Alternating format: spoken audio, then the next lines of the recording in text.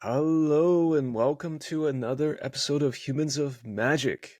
This week, we've got a really special one, folks. We've got Zvi Mowshowitz. Zvi is a legendary Magic player and deck builder. He's a Hall of Famer. He is known as one of the most creative, talented, unique deck builders ever.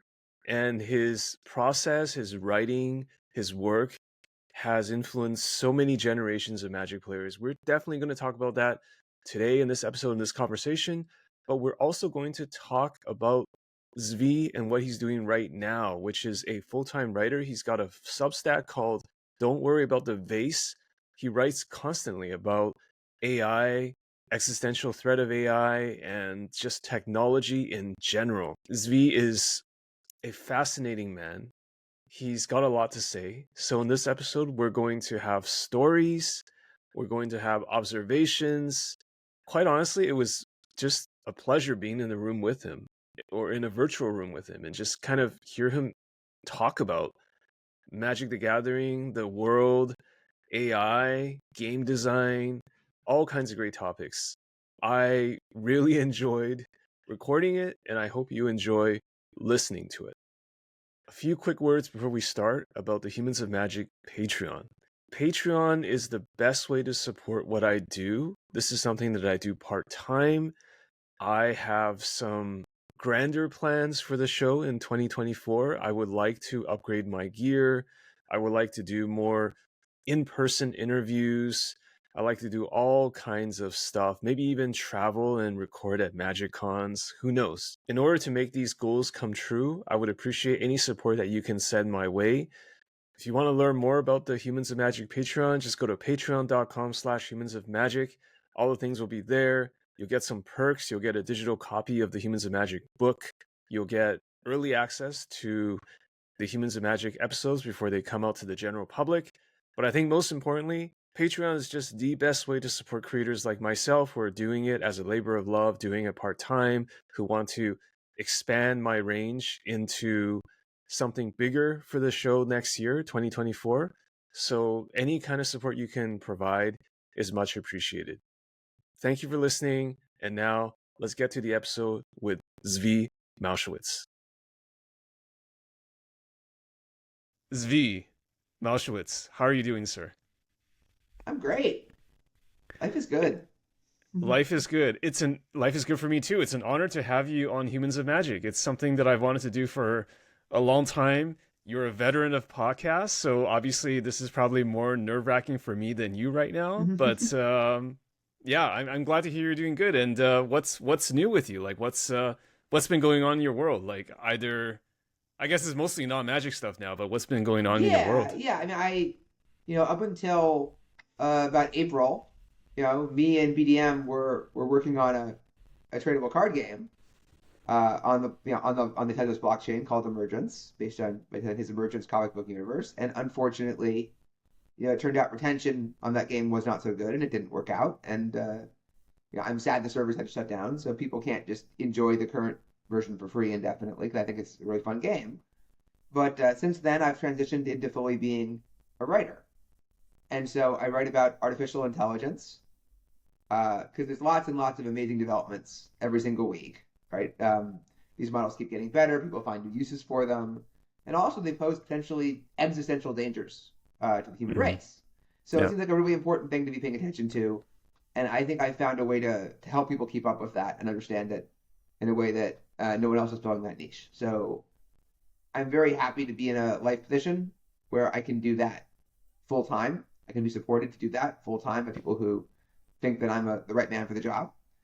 Right. And it's grueling work. It's constantly coming at you. There's always something else you have to think about and deal with and respond to, and arguments to consider. But it's kind of like the next level playing a kind of game, playing a puzzle. Trying to solve puzzles, trying to figure out the right way to navigate situations and find paths to victory. Except the stakes are rather higher, right? So like you look back fondly to like, oh yeah, we were just playing Magic games and tournaments and trying to figure out the right deck. And like, those were good times, man. Good times. Those were innocent times. Yes. It was totally just fun and games.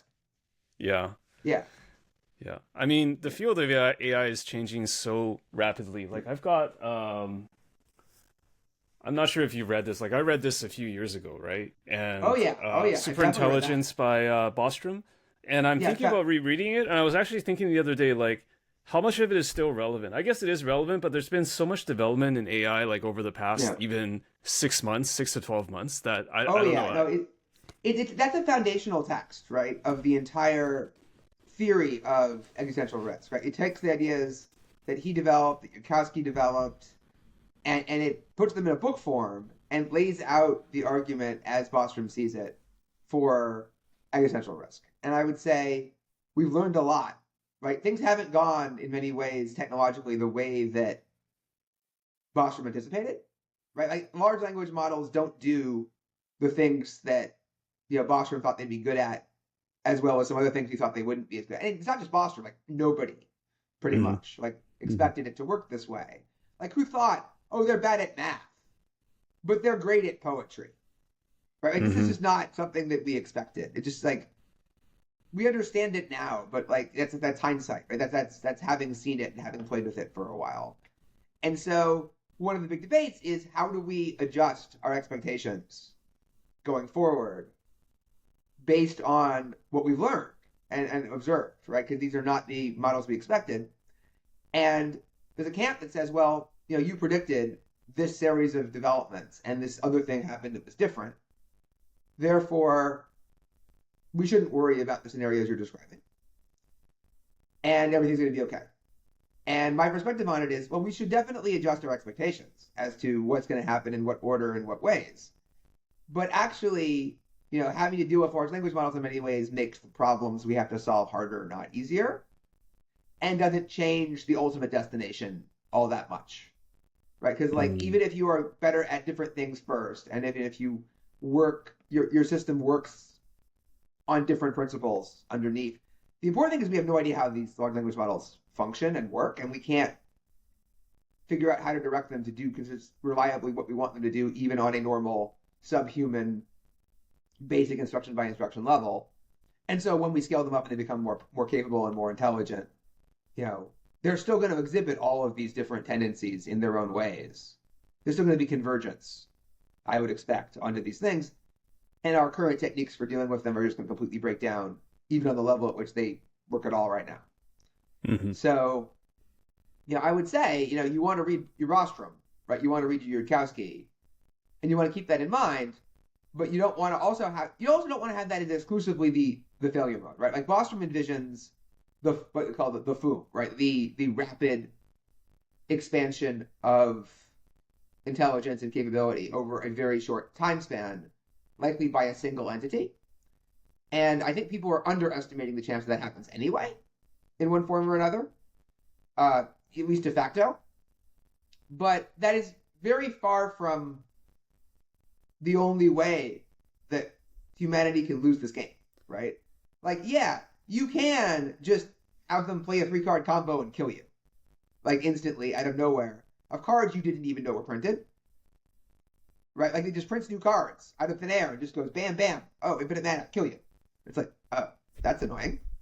Didn't like that. Or you could have really been dead on turn two without actually technically Right, being dead. You're just, it's just a or it non just game. like plays three red cards and suddenly it adds up to 20 damage with various goblins, and you're just like, I didn't see that coming. Oh, I guess Mm-hmm. Lucky's really powerful. Like it can do the equivalent of that.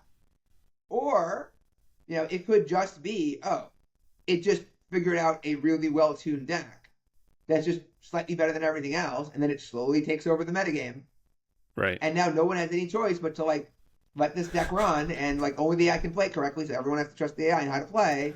And now, well, the humans are kind of disempowered, and we don't get to play our game anymore. We're not having any fun, and they get all the prizes, and the world, like It's too late to ban we're the deck once they've broken it. Yeah. right, and like it's too late because they own Hasbro, Mm-hmm. right, and they don't want it Like, banned.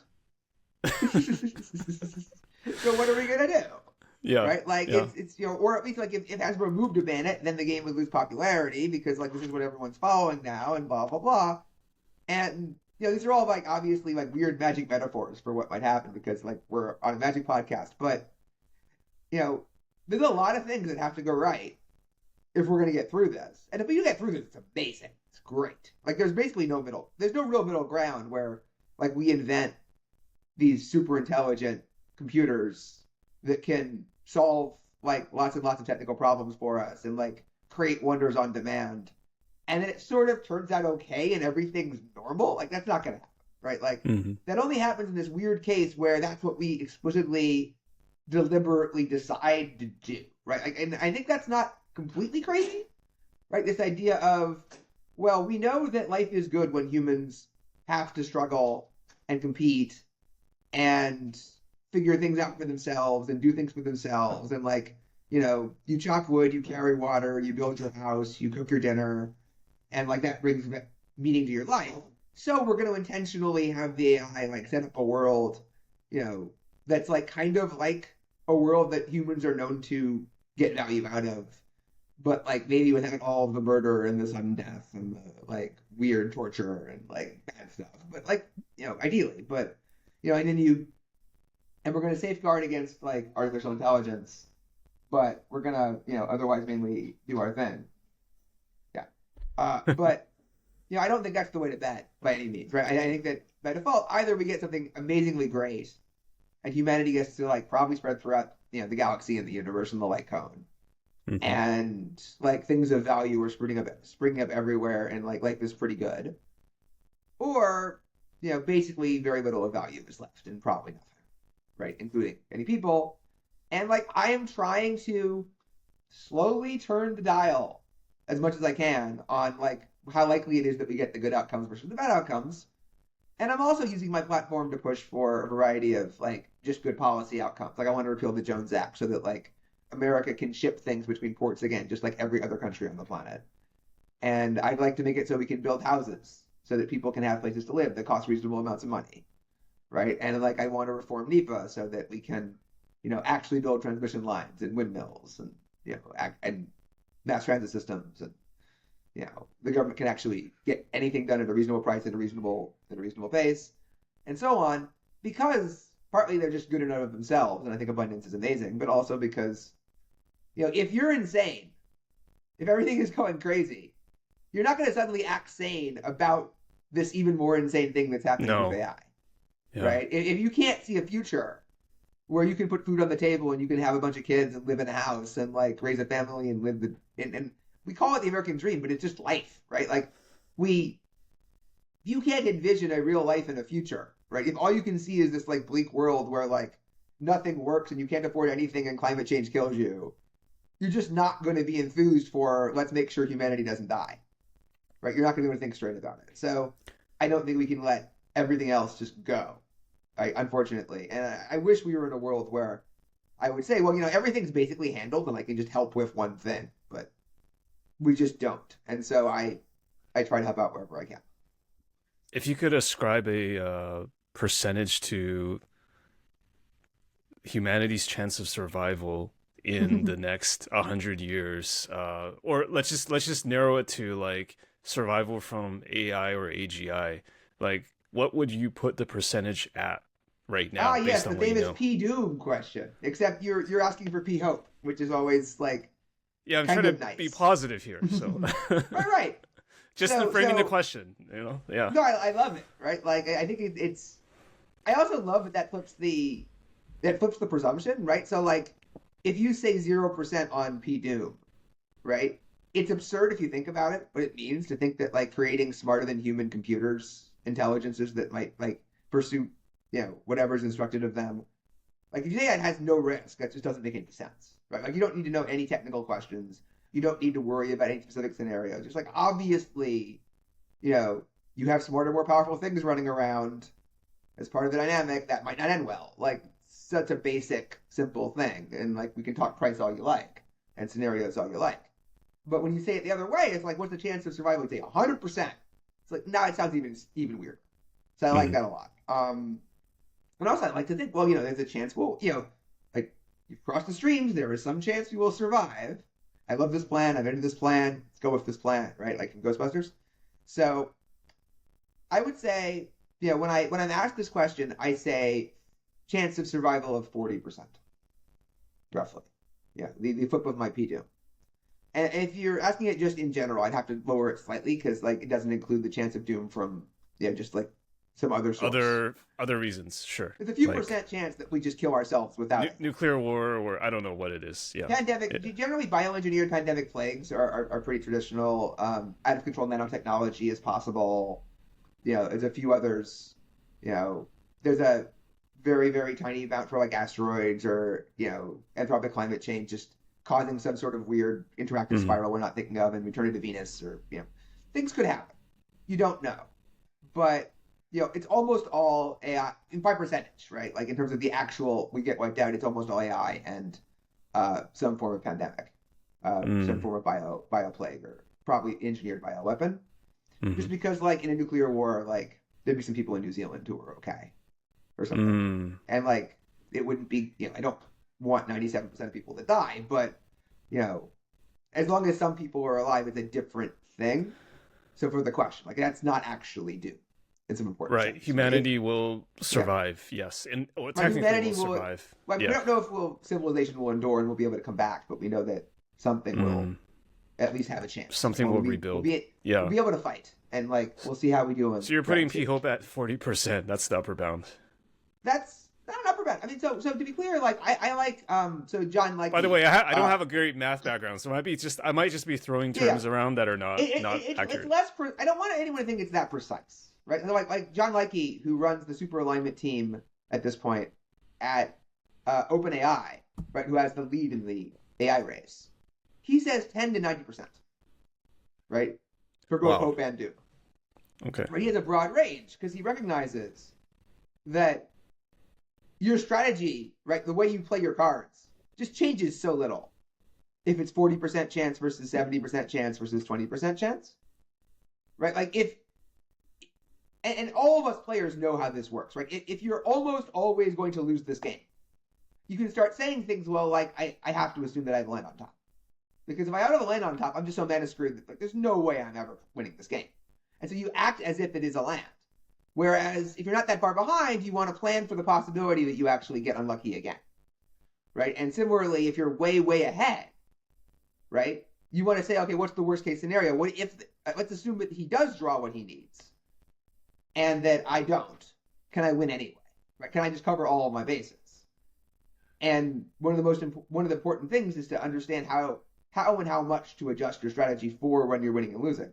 And so the basic observation is, in this type of game, if you are at least 10% to win, but not 90-something% to win or lose, then you mostly want to adapt very, very similar strategies of, okay, guys, we need to slow down, get our bearings, take the proper precautions, fund the research, lay the groundwork for the regulations that would be necessary to make sure that nobody goes off and does this in an unsafe, unreasonable manner way too fast, and that we don't have to feel like we're capitalistically forced to race against each other by market pressures and by the fear that someone else will do it first.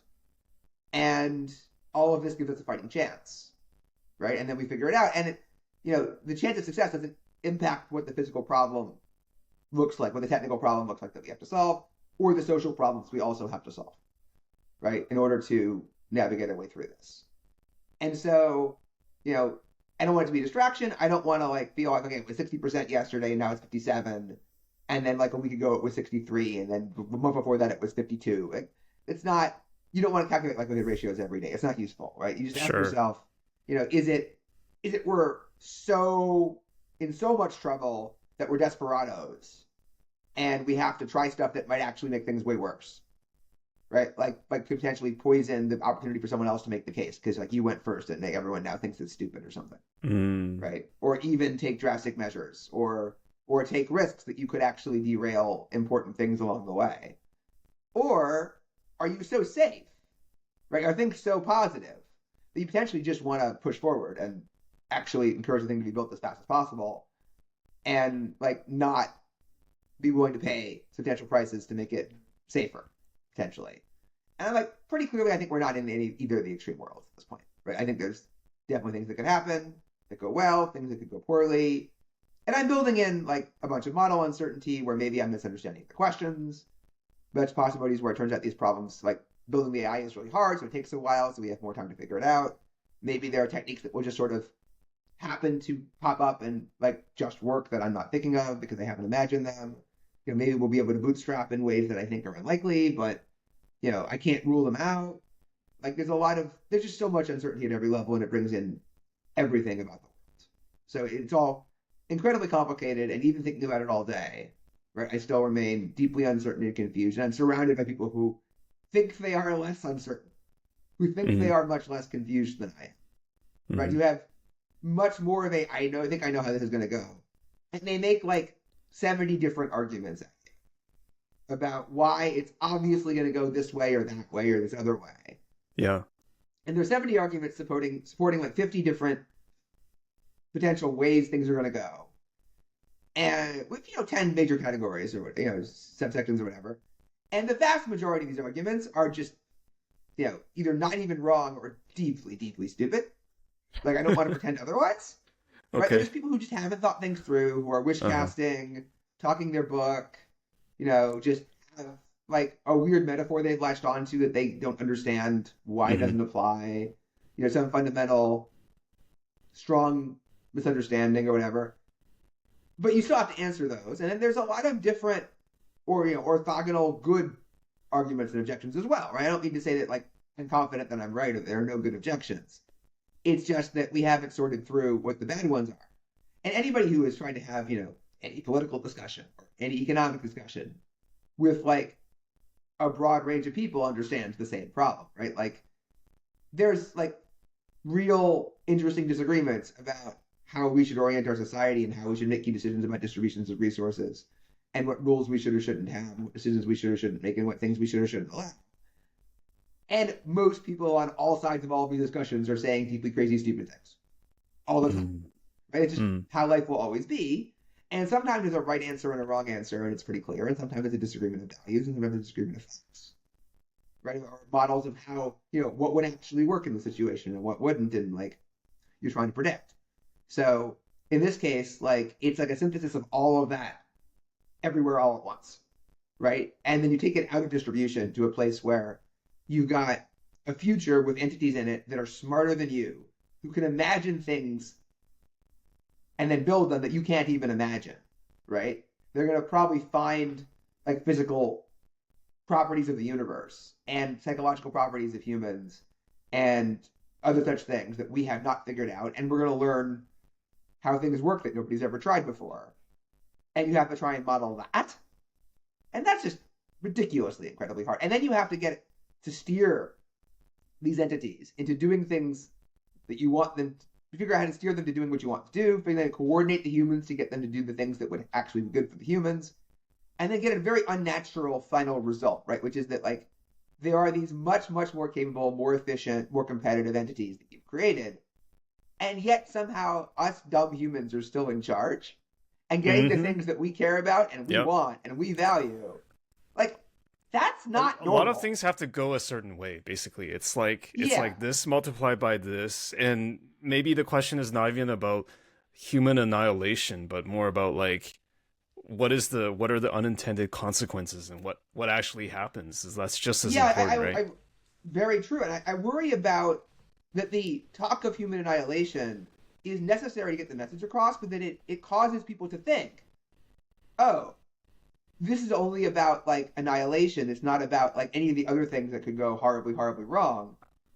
And the way to think about that is like, if there are super intelligent entities running around and things go horribly off the rails in one of various ways, like they don't just stay somewhat off the rails in almost all of these scenarios. They just keep going farther and farther off the rails.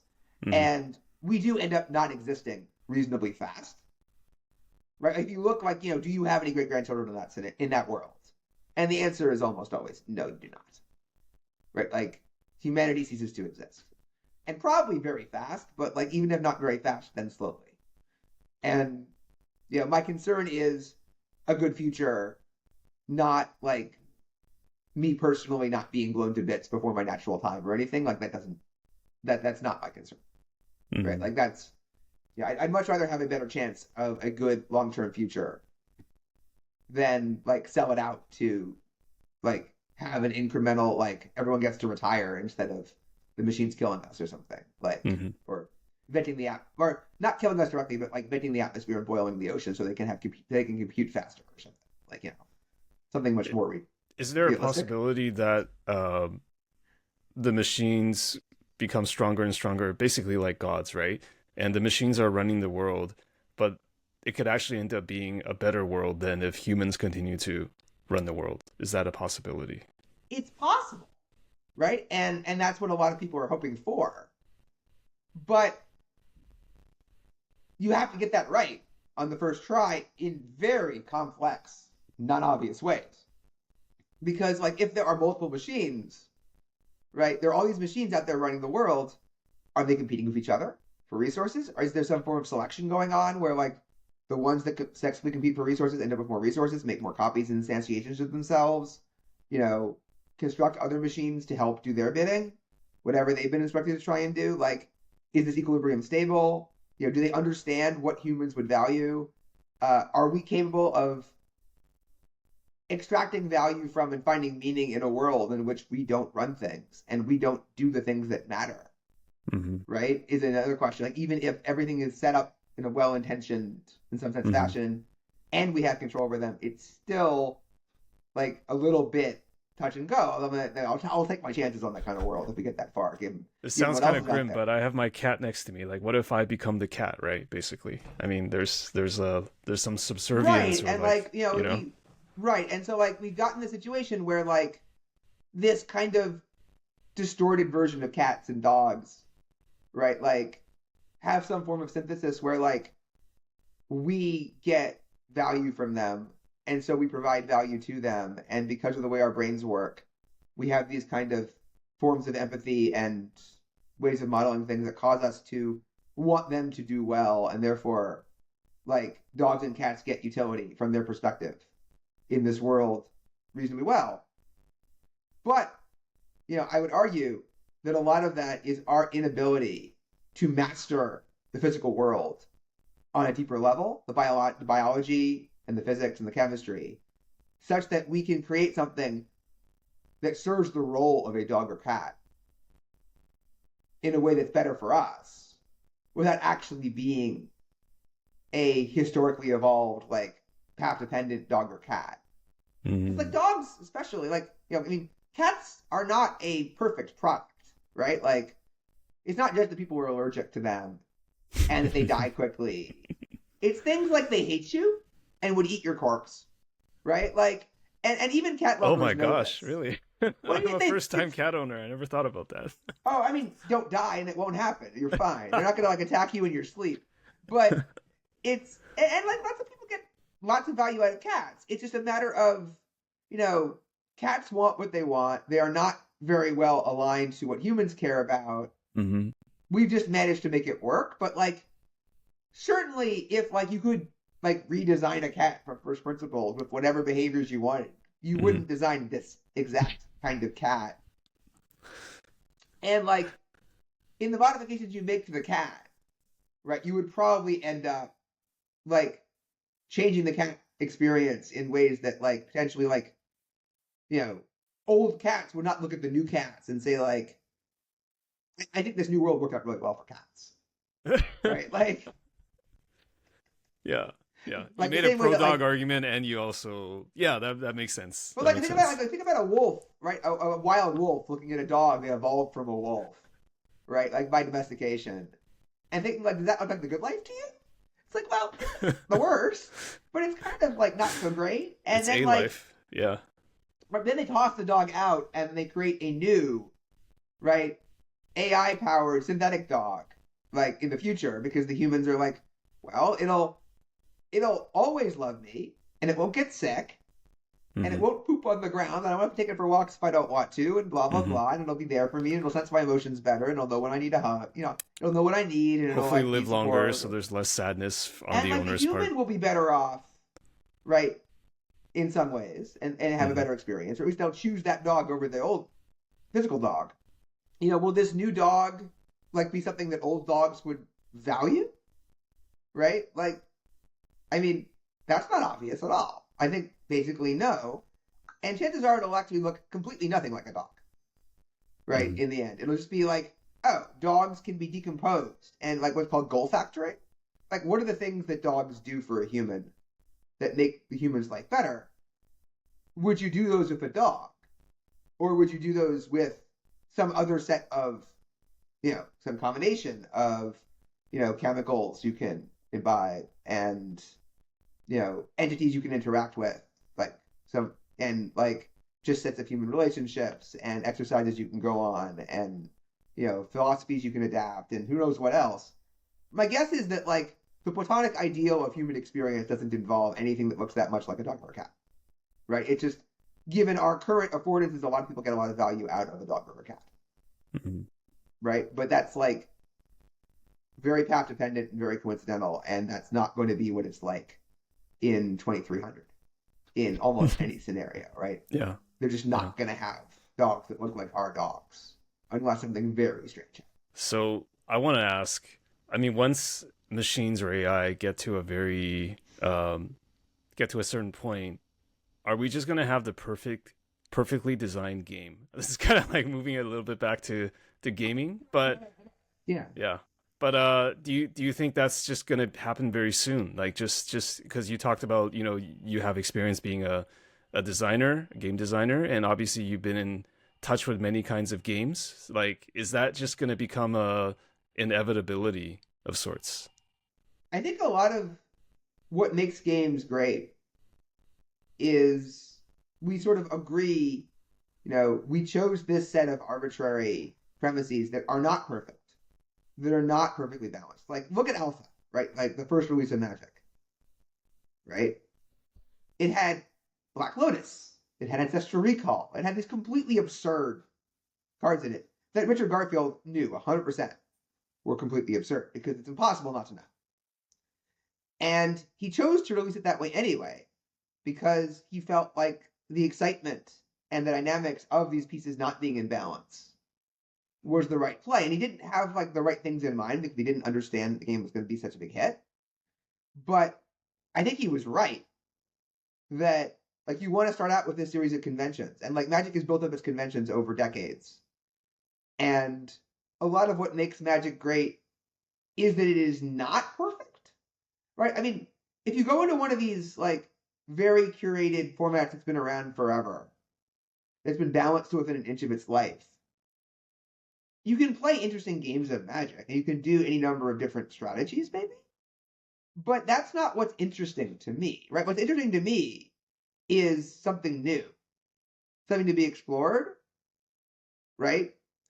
And there's a reason why, to me, like a lot of the games that I keep coming back to now in my days of retirement, when I'm just playing amongst myself and I have limited time, are roguelikes, right? Especially rogue deck builders. To me, like this is the instantiation of Magic for like a single player on his own time without having to constantly have this stream of cards that he has to process coming at him. Right? It's like it works for me. So like Slay the Spire to me is like one of the best games of all time.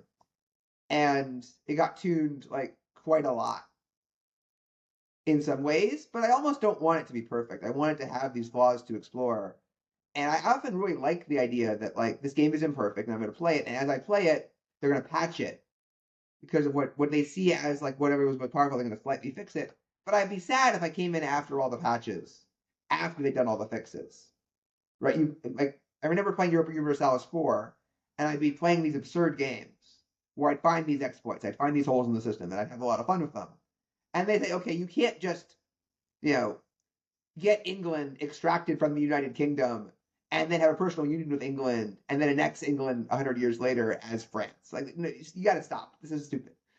And like, but I really enjoyed doing it once. Right? That was a blast. Like I got to figure this out.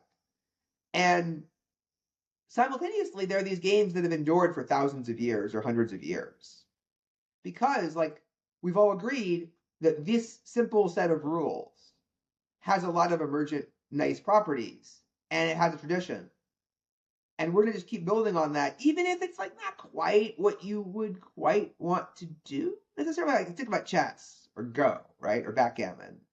And now we have like Texas Hold'em, right? Like this incredibly elegant game with this like very simple deck of 52 cards. Each player gets 2, and then you put 5 in the middle, and then the chips are really arbitrary, and this creates this really interesting, complex set of probabilities and dynamics Hmm. that, like, even now that we've solved the game to a large extent with the computers, like, this still results in this really, really interesting set of problems. And chess is the same way, Go is the same way. Like you know, the AI wouldn't really necessarily change chess or Go, right? It's just be saying like these are already not exactly the way we would make the game if we were making it from scratch, but they are already, because of their traditions, effectively perfect games. And yeah, in 100,000 years, we're spreading throughout the galaxy, whatever. The AI is probably going to figure out exactly the right evolutions of, the right simple, elegant things that make that humans have the most fun playing against themselves on a deep level.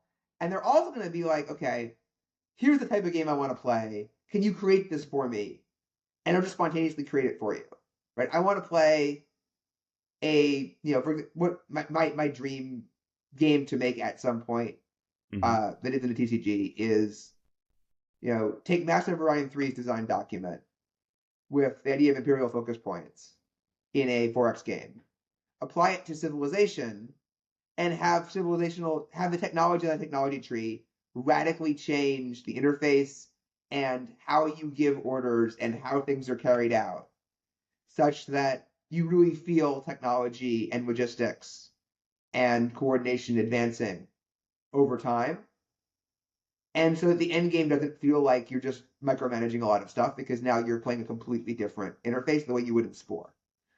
And like that game is like infinitely hard to make well as a human, right? But I think if we have a super intelligent AI, I can just type that into a computer and it will make me a version of that. And I can tell it feedback and then it can iterate and then we can create something cool and it can create an AI that like presents an interesting challenge and experience for me without it having to just like Hmm. output endless units. Like if you try to play Civilization 6 or Civilization 5 or whatever, like there's basically they weren't able to or didn't care to make an AI that could compete in a fair way.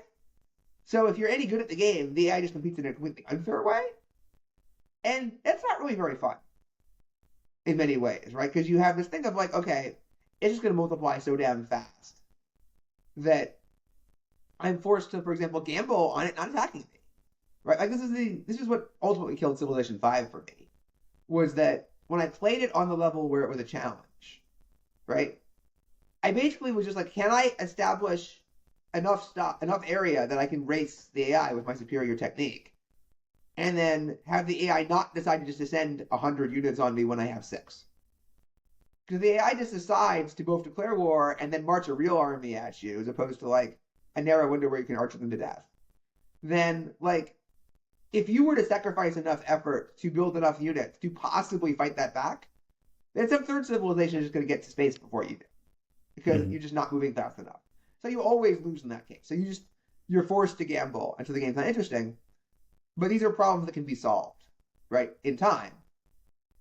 But like I keep coming back to these games that have a lot of random elements that I understand and are fixed randomness, right? That are deliberate, like built on top of something solid, and then I'm presented these puzzles, and sometimes it's trivial and sometimes it's impossible, and you're trying to maximize your chances. And yeah, I think you can tune that a lot. But also, I think that humans will always want to play games in some sense that, you know, have a natural source and evolution. Their arbitrariness is part of the appeal. You wouldn't want their edges smoothed out, whether or not a human is the original reason for that, right? I enjoy watching speed runs, right? People still today will run Super Mario Brothers and try to shave that last tenth of a second off of Hmm. their time. And it's not because someone designed Mario Brothers to be a really, really good speedrunning game. It's because the history of Super Mario Brothers is so enriched that like we've chosen this as like the target we're gonna like care about quite a lot, and Yeah. we care about it because we care. Right? I think that's wonder. I think that's amazing. Well, there's a couple things you said there. I'm just going to unpack a little bit. Like, one thing is that the idea of finding pleasure in a game and exploiting it before it becomes fully formed or fixed or patched, like you said with Alpha and early versions of 4X or other strategy games, that's actually really interesting. I never even thought about that. Like just the fact that um, a certain type of gamer, such as yourself, may delight in breaking a game or like extracting something from it and understanding that maybe that extraction is like temporal or temporary because later on, or because you don't actually want to uh, only start playing the game once it's been like fully patched or once those holes are I don't know, maybe the Magic analogy is like getting into a format once all the tier decks are well known, like the what's good and what's bad is kind of like available information, and like yeah. Yeah, the thing about Arena, right, the most, aside from just not being able to talk to your opponent and have that social experience, Yeah. which is that they have this social design, this incentive design of financial, right? Where on day one, if you do not want to spend hundreds and hundreds of dollars every release, when they're building all the new decks and trying them out for the first time, and there's this Wild West feeling and constructed, what are you doing? You're drafting, Mm-hmm. right? You're still drafting. You're playing lots of limited because you need to be good at limited because limited's fun. You're still exploring limited, but every time you draft, you get so much more value back than you put into it towards building your collection so that you can, in fact, stay current without Right. spending You lots get and the lots of gems, money. you can wild cards, Right. and yeah. And if you draft later instead, after you've done all that stuff, you will burn so many resources by doing that. Mm-hmm. Right? So instead, you're sitting there drafting. There's no reasonable way to keep up and get there first. You just either spend the money or you don't. Right? There's no real Mm-hmm. middle ground. Mm-hmm. And so, you're drafting also when draft is most fun. Because like once everybody knows how the draft format works and everybody's picking the same cards first and second, and everybody has their guides, like it's a lot less interesting than when you and everybody else don't know what's going on. That first day draft experience, that freshness, amazing. Yeah. There's nothing like it, right? Like there's nothing like it. That's what I want that thing of like me and 7 friends sit down at a physical table and we pick up a set we've never seen before, Mm-hmm. right? Mm-hmm. Or maybe we've read the spoiler that afternoon, and we just try to figure out what happened. Ideally, old friends that like have been playing Magic with me for 30 years, and we're just trying to figure out this new thing. And like, I think these cards are great, and you think these cards are terrible, and like, I can't believe that card went around. What are you people thinking? Mm-hmm. Right? And then we try things, completely different things, and we see what was good, and then we, ideally evolve that over a series of drafts or experiments for several weeks, and then Mm-hmm. we converge in the end on something more solidified and correct. Mm-hmm. And there's value in that too, right? There's lots of value in. I also love that thing with the Pro Tour. Everyone shows up having tested for weeks and months, and everyone thinks they know exactly how this thing is supposed to go. And you find out who got it right and who got it wrong. You compare your research, and I really loved it back in the day when those researchers were isolated. Right? I feel like everyone working together online and everyone more or less knowing what's up is a problem. It's all just a problem that like sort of we spent the first 20, 30 years of Magic going down a lot of the low-hanging fruit of here are the simple things you can do with this set of mechanics. Right? With Magic's basic core design, here are the most basic, simple things done the first time, and let's all figure it out together. And even the things that we still do, it's like it's new to us. We haven't tried it before. We don't have the experience. And everyone was like bad at Magic on a level that like current players wouldn't even understand. Right? Everyone completely sucked. Like, your goal as a top Magic player was to suck less. Right? Mm-hmm. Basically, suck somewhat less in some sense. And occasionally be somewhat good, but it was rare. And so, that was a great time. And what I wish a new player like my kids could experience is to go back to that. Right? Not necessarily to Alpha, but like to, something in the relatively early years when the cards were simple. And then to be in a world where nobody knew what was going on. And they could like fumble and learn and experiment and figure things out for themselves the way that we did. And unfortunately, you can't go home again, right? Like it's not a thing you can do. The internet is not going to go back to its old state. The knowledge is not going to go away. Yeah. And you can't just reprint all the things over again. But yeah, I do kind of think that like there's a lot of fun in that kind of thing. And that's like I look at pre-modern and it has a lot of that same like you get to go back and experience like these old things, but you don't get to figure it out. in the same way So that's why that you you're used drawn to. to pre-modern, because you mentioned that you're quite a fan of the format, right? So there's still like rogue deck building and things to figure out about It's it, amazing how despite many years it's been around, right? With the same exact cards, maybe they ban a card or two, like yeah. Mox Diamond has to go or whatever, and land tax or I forget exactly even what they did this last time, but yeah, it's this idea of there are so many different things that are attacking on so many different angles, right? These cards used to not only be simple, but to be orthogonal, to like be radically different from each other, right? Such that they don't obviously dominate each other, and the interactions are really strange. And so, yeah, you can go build something unique and different, and you can have a chance, right? Like Sam Black can just like create a new deck every year, maybe every few months, and it's legitimately new. And like maybe it's not like gonna blow everyone out of the water, but it can compete, right? You can play some Magic here, and you can see what happens. Take advantage of the fact that nobody has any idea what's going on except you, which is one of the things I love, right? When you walk into a tournament and your opponents have no idea what the hell you're thinking. Mm. Like I build a deck, I show up, I don't remember that many details. I build this black green deck, and I show up to the standard tournament, and I show up with like Collar of the Claw, like weird, like sacrificey, like thing I built the night before. No one's ever seen Sure. anything like it. It's like not a big tournament, and there's like three other people who know what they're doing right at the tournament. But it's like the deck is like never withstand real scrutiny in its current form. Like it turned out not to have. There was nothing there, like with a tier 2 strategy at best. But like I knew what I was doing, and no one had any idea. And it was so fun, right? That kind of thing is so fun. And I had pro tours like that, right? You show up and nobody knows, nobody has any idea what's going on, Right. right? Like Back in the day, you that could was, actually break formats. You could actually do something that people genuinely did not expect. Like genuinely, nobody figured that same thing out. Right. That's what it's oh felt to yeah, me. no, I mean like I won Tokyo, right? That was my one time I had a chance to win a pro tour, and so my first round, I'm playing the solution, right? And I'm up against a red green deck. It's like everything is exactly how I draw it out, right?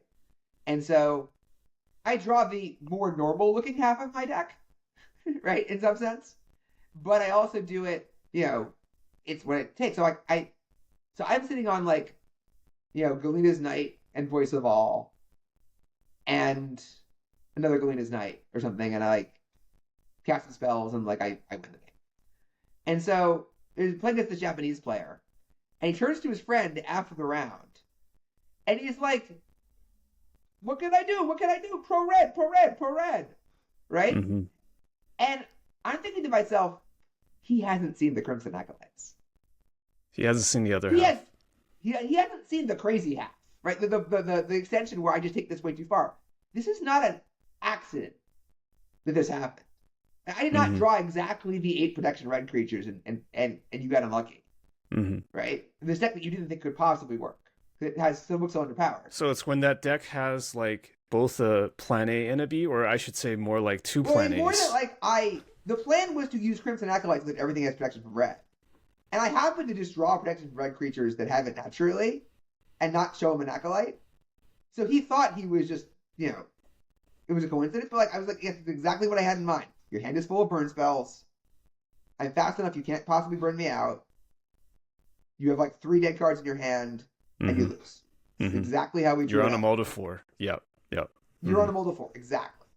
And then I'm walking out, and there's like at this point there's a big team, so there's like 11 of us who have the deck, right? So like it's gonna be something people talk about.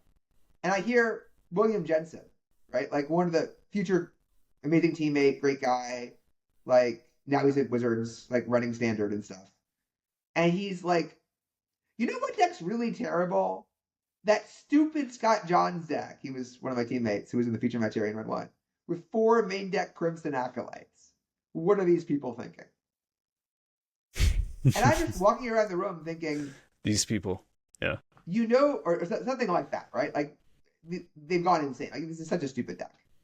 And I walked around the room a little bit, and I know that like 3/4 of my opponents are playing versus Rage. Right? Like it's everywhere. We were completely right about the metagame. And we know that we're right. And like this deck comes up, and not only does nobody know what's going on, they just instinctively can't believe this could possibly work. And like I've had other versions of this that were more or less extreme, obviously, but like that was the one round where I'm just like, I walked in thinking I'm going to win this tournament, and then after round one, I was like, oh my god, yes, You're really going to win this one. We are going to own this run. You know, like maybe it won't be me, right? I think it will be because I think I'm the best player of this deck, but like we're going to own confident. This run. Yeah. So confident. Never been that confident before or since. Like it's just felt so strong. Whereas other times it's like, oh, I figured out this like one little tweak, and now like it's better. Other times it's the opposite. It's like you show up thinking everybody is going to be doing what I'm doing in some form, right? They're going to figure out what I figured out, and I'm going to play a bunch of mirror matches, or they're going to be ready for it, and then nobody else did. They missed something that you thought was obvious, and you missed something that they thought was obvious, and you know you should have you were wrong about that too, right? It's not one-sided, but you know, and then you're like, I don't understand what happened. So like with you know, my first breakthrough, right? The top 8 at New York, New Jersey with Zero Effect with the Fluctuator deck. Mm-hmm. Like I knew, you know, not everyone's gonna be playing Fluctuator because like it's not that easy to find. But then I found out that like the only other major team that was playing Fluctuator, so I finally play against them. We're curious to see what's going on. I heard some rumors they were playing Claws of Gix, and they had a lot of islands, and it was weird. And like, I'm like, I did hundreds of test shuffles with this deck. This deck will break if you do that. It will be very inconsistent. It's not like the doing doesn't work, right? And then finally, I play a match in round 2 against Bob Maher, who's playing their version of the deck at like 6-1. And, you know, I'm Lingering Mirage his Academy, and I play my Academy. And I see, like, he's playing a bunch of islands, even as swamps in his deck. He's got Claws of Gix, and I see all the things. And then we talk about it afterwards, right? And this is one of the amazing things that happen at old Pro Tours, where you have different versions of the same idea, or like one of you decided to play the deck and the other one had a version and didn't play it. And you talk about your process of how you got from point A to point B to point C and why you made decisions you made. And you figure out where you diverged and what happened, right? And so what happened was they didn't know about Lingering Mirage, right? They didn't occur to them they could use Lingering Mirage to get rid of the other guy's Academy. And back then, a different legend rule, right? So if they played an Academy, you couldn't play your Academy. It just didn't. And if you can't keep an Academy on the table, you can't win this deck. It's physically impossible. So they had to have enough blue sources in their deck so they could rescind double blue without their academies, the opponent's academy, because you couldn't use your academy to generate the one-time mana to rescind, because you had to immediately afterwards play your academy, because otherwise their academy would just be played back again. Right. Just the presence of a known piece or the non-presence of a piece, just like the evolution is just completely changed. Right. It changes everything that they didn't realize Lingering Mirage was an option. Right. Because there was a cycling card. And because of that, they need enough islands to, without an academy, rescind an academy. Yeah. Which means they have to play like these 6 islands. Which means their deck doesn't flow properly. Which means all these other things have to change. And suddenly, it's just night and day. And that seems so unlikely today, right? That a team or individual would miss something like that. Yeah, and even then it was like stunning to me, right? Like it's like these are, you know, they built like, they got a lot of the way there and they built a really good deck, but it's like, how did you not? And this is why I love Block Constructed, right? You would just go through literally every legal card in the set, one by one. Because there weren't many of them, there's like 500, right? Or every card that had certain specific attributes. And you ask, what can I do with this? What can I do with this? What can I do with this? Or you're like, okay, I have a problem here specifically. So like for Tokyo, right? We had this specific problem. What do we do against the control deck that's not red, right? Or isn't that red? Or the mix of spells. They can kill things with black cards, and they can kill things, they can use blue spells and so on. And how do we beat them How do we outcard them? How do we make this stick? And so we had, we did what a certain type of search that like today would call it that in public. But we had an X search, and we wait. Literally, I was just in apprentice. I would like, go card by card and look at every card in the format, and then I found Pure Reflection, and I was like, huh. Right? I didn't build the main deck, but I did build the sideboard, and I saw Pure Reflection. I was like, yes. I know this is a terrible card in principle, but if they never play a creature, I can just play a creature. I get another creature. They kill my creature. I attack with the Phantom. They kill the Phantom. I play a new creature. I have 2 more. They lose. I stick this, they lose. It's a free action. It costs 3 mana. I can just do it. I'm playing white. No one else is. Mm-hmm. And no one else, I think, in that entire room of 400 players ever had the thought, I might want to play a Pure Reflection. Right? Until I brought it up to my team. Because, like, who would? But I did the search. And so similarly, like with the Fluctuator deck, with Zero Effect, I was like, I'm going to look at every cycling card and look for anything I can do with them at all. Because, like, these cards, there's several slots here that are doing very little work other than being a cycling card. Right? I'm going to play some lousy cycling card here. That's also because I had the instinctive reaction from the beginning that I'm going to play way more cycling cards than their version was playing. Where they have Claws of Gix, I have Thran Turbine from day one. Right? So the idea was, I'll play a Turbine if I have to, if I don't have a Fluctuator yet, and I'll find the Fluctuator by cycling. If that's what it takes. Because that's the only way I ever win a game. But I can't mulligan a hand about Fluctuator because I need my full hand of 7. So I was always going to have a ton of cycling cards in my deck. So I went looking for cycling cards I could use. I found Lingering Mirage. Right? And I wanted to make sure that the deck flowed completely. So our version had 2 islands and no swamps, right? We added the main deck Yawgmoth's Will. I added it to my version the night before. Some of my teammates didn't have it in place of the second Palancron. But like I just cast it off of Polluted Mire and nothing else. I said, but okay, if I need to cast the Yawgmoth's Will, I need to save a land play so I can play a Polluted Mire at some point in the sequence, and then untap it with a Phoretic Search or a Cloud of Ferrix. Because it's going to come into play tapped. And sure, I'll figure out a way. It's not that hard. Like, it doesn't come up that often. This was previously doing, like, not that much work, this slot. But, I can't have to fight for the Palancron. I have to be willing to let them kill the Palancron. So it's fine. And so it's, like, all these subtle little things like that. And yeah, nowadays, like, it's all, like, known, and you play 1 million games on Arena, and everyone talks about everything. Well, I also want to go back to something. Like, when you said that, and I know you're known as one of the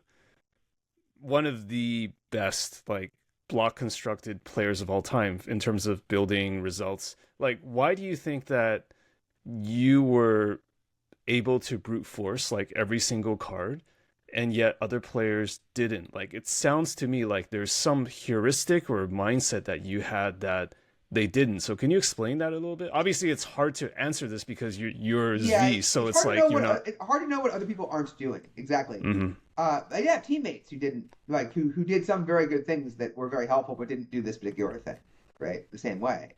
Part of it is like, so Teller of Penn and Teller, right, has described magic, the other kind of magic, as just being willing to put an amount of effort into something that no sane person would ever put into it. Right? Just like way, way more than anyone would think you would put into it. And that's why magic works, right? Like stage magic. Because it's like you just practice this 1 billion times. And you know all the little tricks, you know exactly how people's eyes respond, you know exactly how people's instincts are. And so it just works. Right? Like, but you just kept at it. Just persistence. It's just diligence. And so there's some of that. I think a lot of it is just, like, I worked for a while with Mike Flores, right? He was kind of like the opposite philosophy of building things to me. Flores goes in and he asks the question, what are my opponents going to do? What are the decks to beat? What are the strategies I have to overcome? And exactly what do I have to metagaming 101, essentially. Yeah. Innovative. He starts with metagaming 101, and he was a big innovator in this, too. Like, it's not just he was having to come lately. And he asked himself, how do I get myself exactly enough resources to win each of these interactions? right? And I have never been like, right? Like, yes, I will choose a metagame deck. I will absolutely, do something weird when the time comes. But I have always, always, always started with a very different set of questions. What is powerful? What does something cool? Right? What can these cards do? What can I what powerful interactions exist? How do I just create raw power? I don't care if it wins against specific decks. I don't care if it's going to have a good record right away. Like what is there potential for here? Where is potential? Right? And a lot of the decks that I have built that no one else built separately until after they saw it. Right? Or that maybe would never exist or would have taken years and years to find, are because it isn't naturally doing the thing you want to be doing in that spot. It's just really good at doing something. And it's not necessarily very, the natural way to build it, the first things you do don't necessarily win. Right? It starts out and it kind of sucks. It's not very powerful. Or alternatively, you have to find a lot of different tricks before it gets any good, right? You have this one interaction. So when I was starting out with for Fluctuator in the Urza Saga block, right? I had an array of lots and lots of different decks. I had a Hermetic Study Horseshoe Crowd deck. It was mono blue. It had snaps. It was just you had morphlings. It was just playing this weird, control-ish combo hybrid, because I asked myself, okay, I'm going to play mono blue in this format. What is blue capable of doing that can win games? And so, I actually put this, kind of terrible cards, right? And I pushed this as hard as I possibly could. And, I had, a mono red deck, and I had a bunch of other decks that, no one ever played Pro Tour, right? The deck, this concept didn't go anywhere. But I had decided I'm going to build versions of these decks that are everything they could be to see what all the interactions in this format are. What are the things that do anything? And once you've done enough of that, you know what's available to you. You know what you can do. And also, maybe there's something there. Sometimes one of those turns out to be the right thing, and you didn't expect it was going to be that. I didn't know it was Fluctuator until reasonably later. How do you get that confidence to iterate, though? Because you're saying that, it's not the first version that has that power or the potential. Because you see something there. You see yourself doing something powerful. And then you say, okay, I'm not giving up on this, right? I'm going to keep going. I'm going to ask myself, how do I improve this thing? / you say, okay, I'm just going to make this the best version of this thing it can be to see where it tops out and what it looks like. And so, I ended up joining the Mog Squad, the team that I built Fluctuator with. Mm-hmm. Because I was looking for random people on Apprentice. And someone's play Scott Johns, Dusk Owl. I didn't know he was. He's good.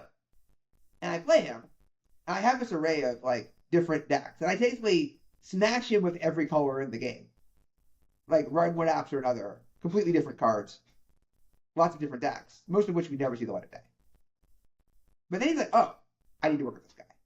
Right? In a way that if I had just played Fluctuator, sure, I probably wouldn't have been that impressed. Right? Okay, you found something. That's cool. I wonder if that deck's good. Maybe we should build it.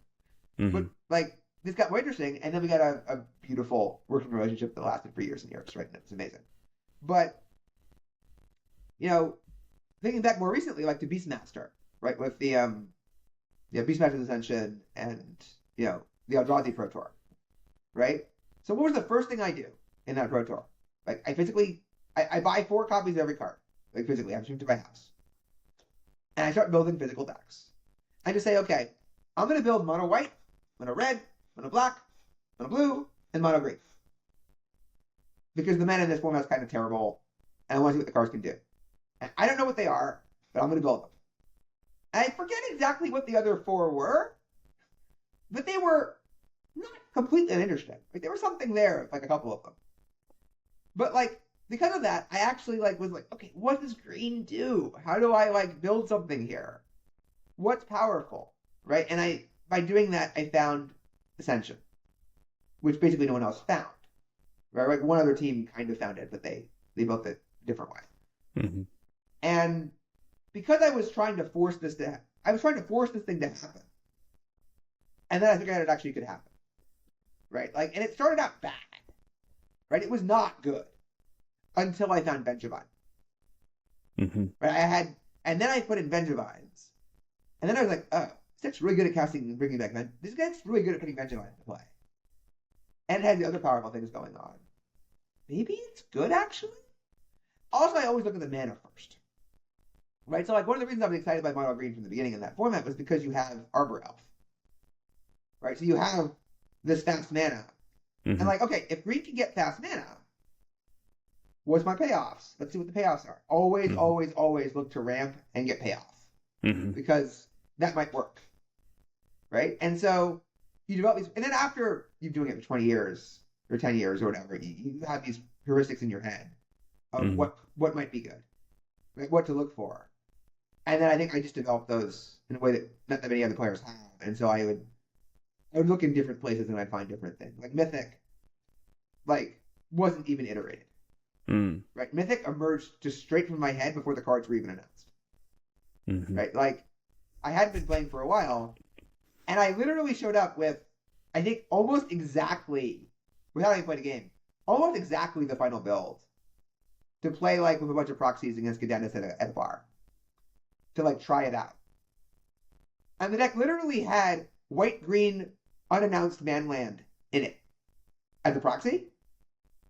And I wrote down like I think 3. You just needed a placeholder. Sure. Yeah, I just wrote down some guess. Because I knew that it must exist. Right. Yeah. I mean, we're playing some random, like, relatively crappy version of this, and like maybe it's better, and it turned out somewhat better than I thought it was. I thought like it was 3-4 instead of 3-3 and stuff. But, like, the important thing was that like sort of it all follows the first principles. That like you just push this thing really hard. And like if you're Flores, right, you find decks I would never find. Because those decks are not naturally powerful, they just happen to beat the things that you're up against. They're the foil to what people are playing, sure. Yeah. Right. And so he finds this foil. And then people like usually think in like much more of that direction. Right? Whereas I find Mythic because I say to myself, fuck it, we're playing 46 mana sources. Right? Like, who does that? Right? It's crazy. But I saw, wait, how could these do something? How could these play as cards also? I could just do that. Right? And I've been pushing the envelope on this kind of principle for so many years. I was just like, yeah, no, just go way farther. Just keep going. It's not like you get it every time, but like when you're that, like the payoff is huge when you do hit it, right? I guess to use home run analogy or hit it out of the park. And another phenomenon that you see with this is often you make something happen that's not supposed to happen yet, but you kind of make it happen. Right. You almost make it happen. You're like, it's bad, but you've put like so much more work into this than everyone else has put into their brews that like your deck almost kind of works. It's like not quite there, but you don't want to give up because you enjoy it. You sense there's something there, and you find a way to make it competitive. So like with Fluctuator, I had the deck with just Urza's Saga, right? Without Legacy. Legacy wasn't announced yet. You'll notice that Urza's Legacy contained such cards as Grim Monolith. It was just waiting for the future to drop. Yeah. So like I'm playing this deck. And it's got some cards that are so bad. I'm playing Voltaic Key. Yeah. It untaps maybe a Worn Power Stone sometimes. Right? That's how bad this deck was before, without Legacy. But it's almost there. It's almost there, right? It's almost kind of playable. And I keep thinking, there's a new set coming. We'll get some help. The cards won't be this bad. Something interesting here. Yeah. And then I'm at the pre-release, back when they didn't spoil it, right? And I open my deck, and I open a Grim Monolith, just in the pre-release. I just look at it, and I just start laughing. Yeah. Right? Because this is like it's here. If I had submitted a card design to Wizards to make my deck work. Your invitational card for the next set. To make it I would not have dared make it this good. Mm-hmm.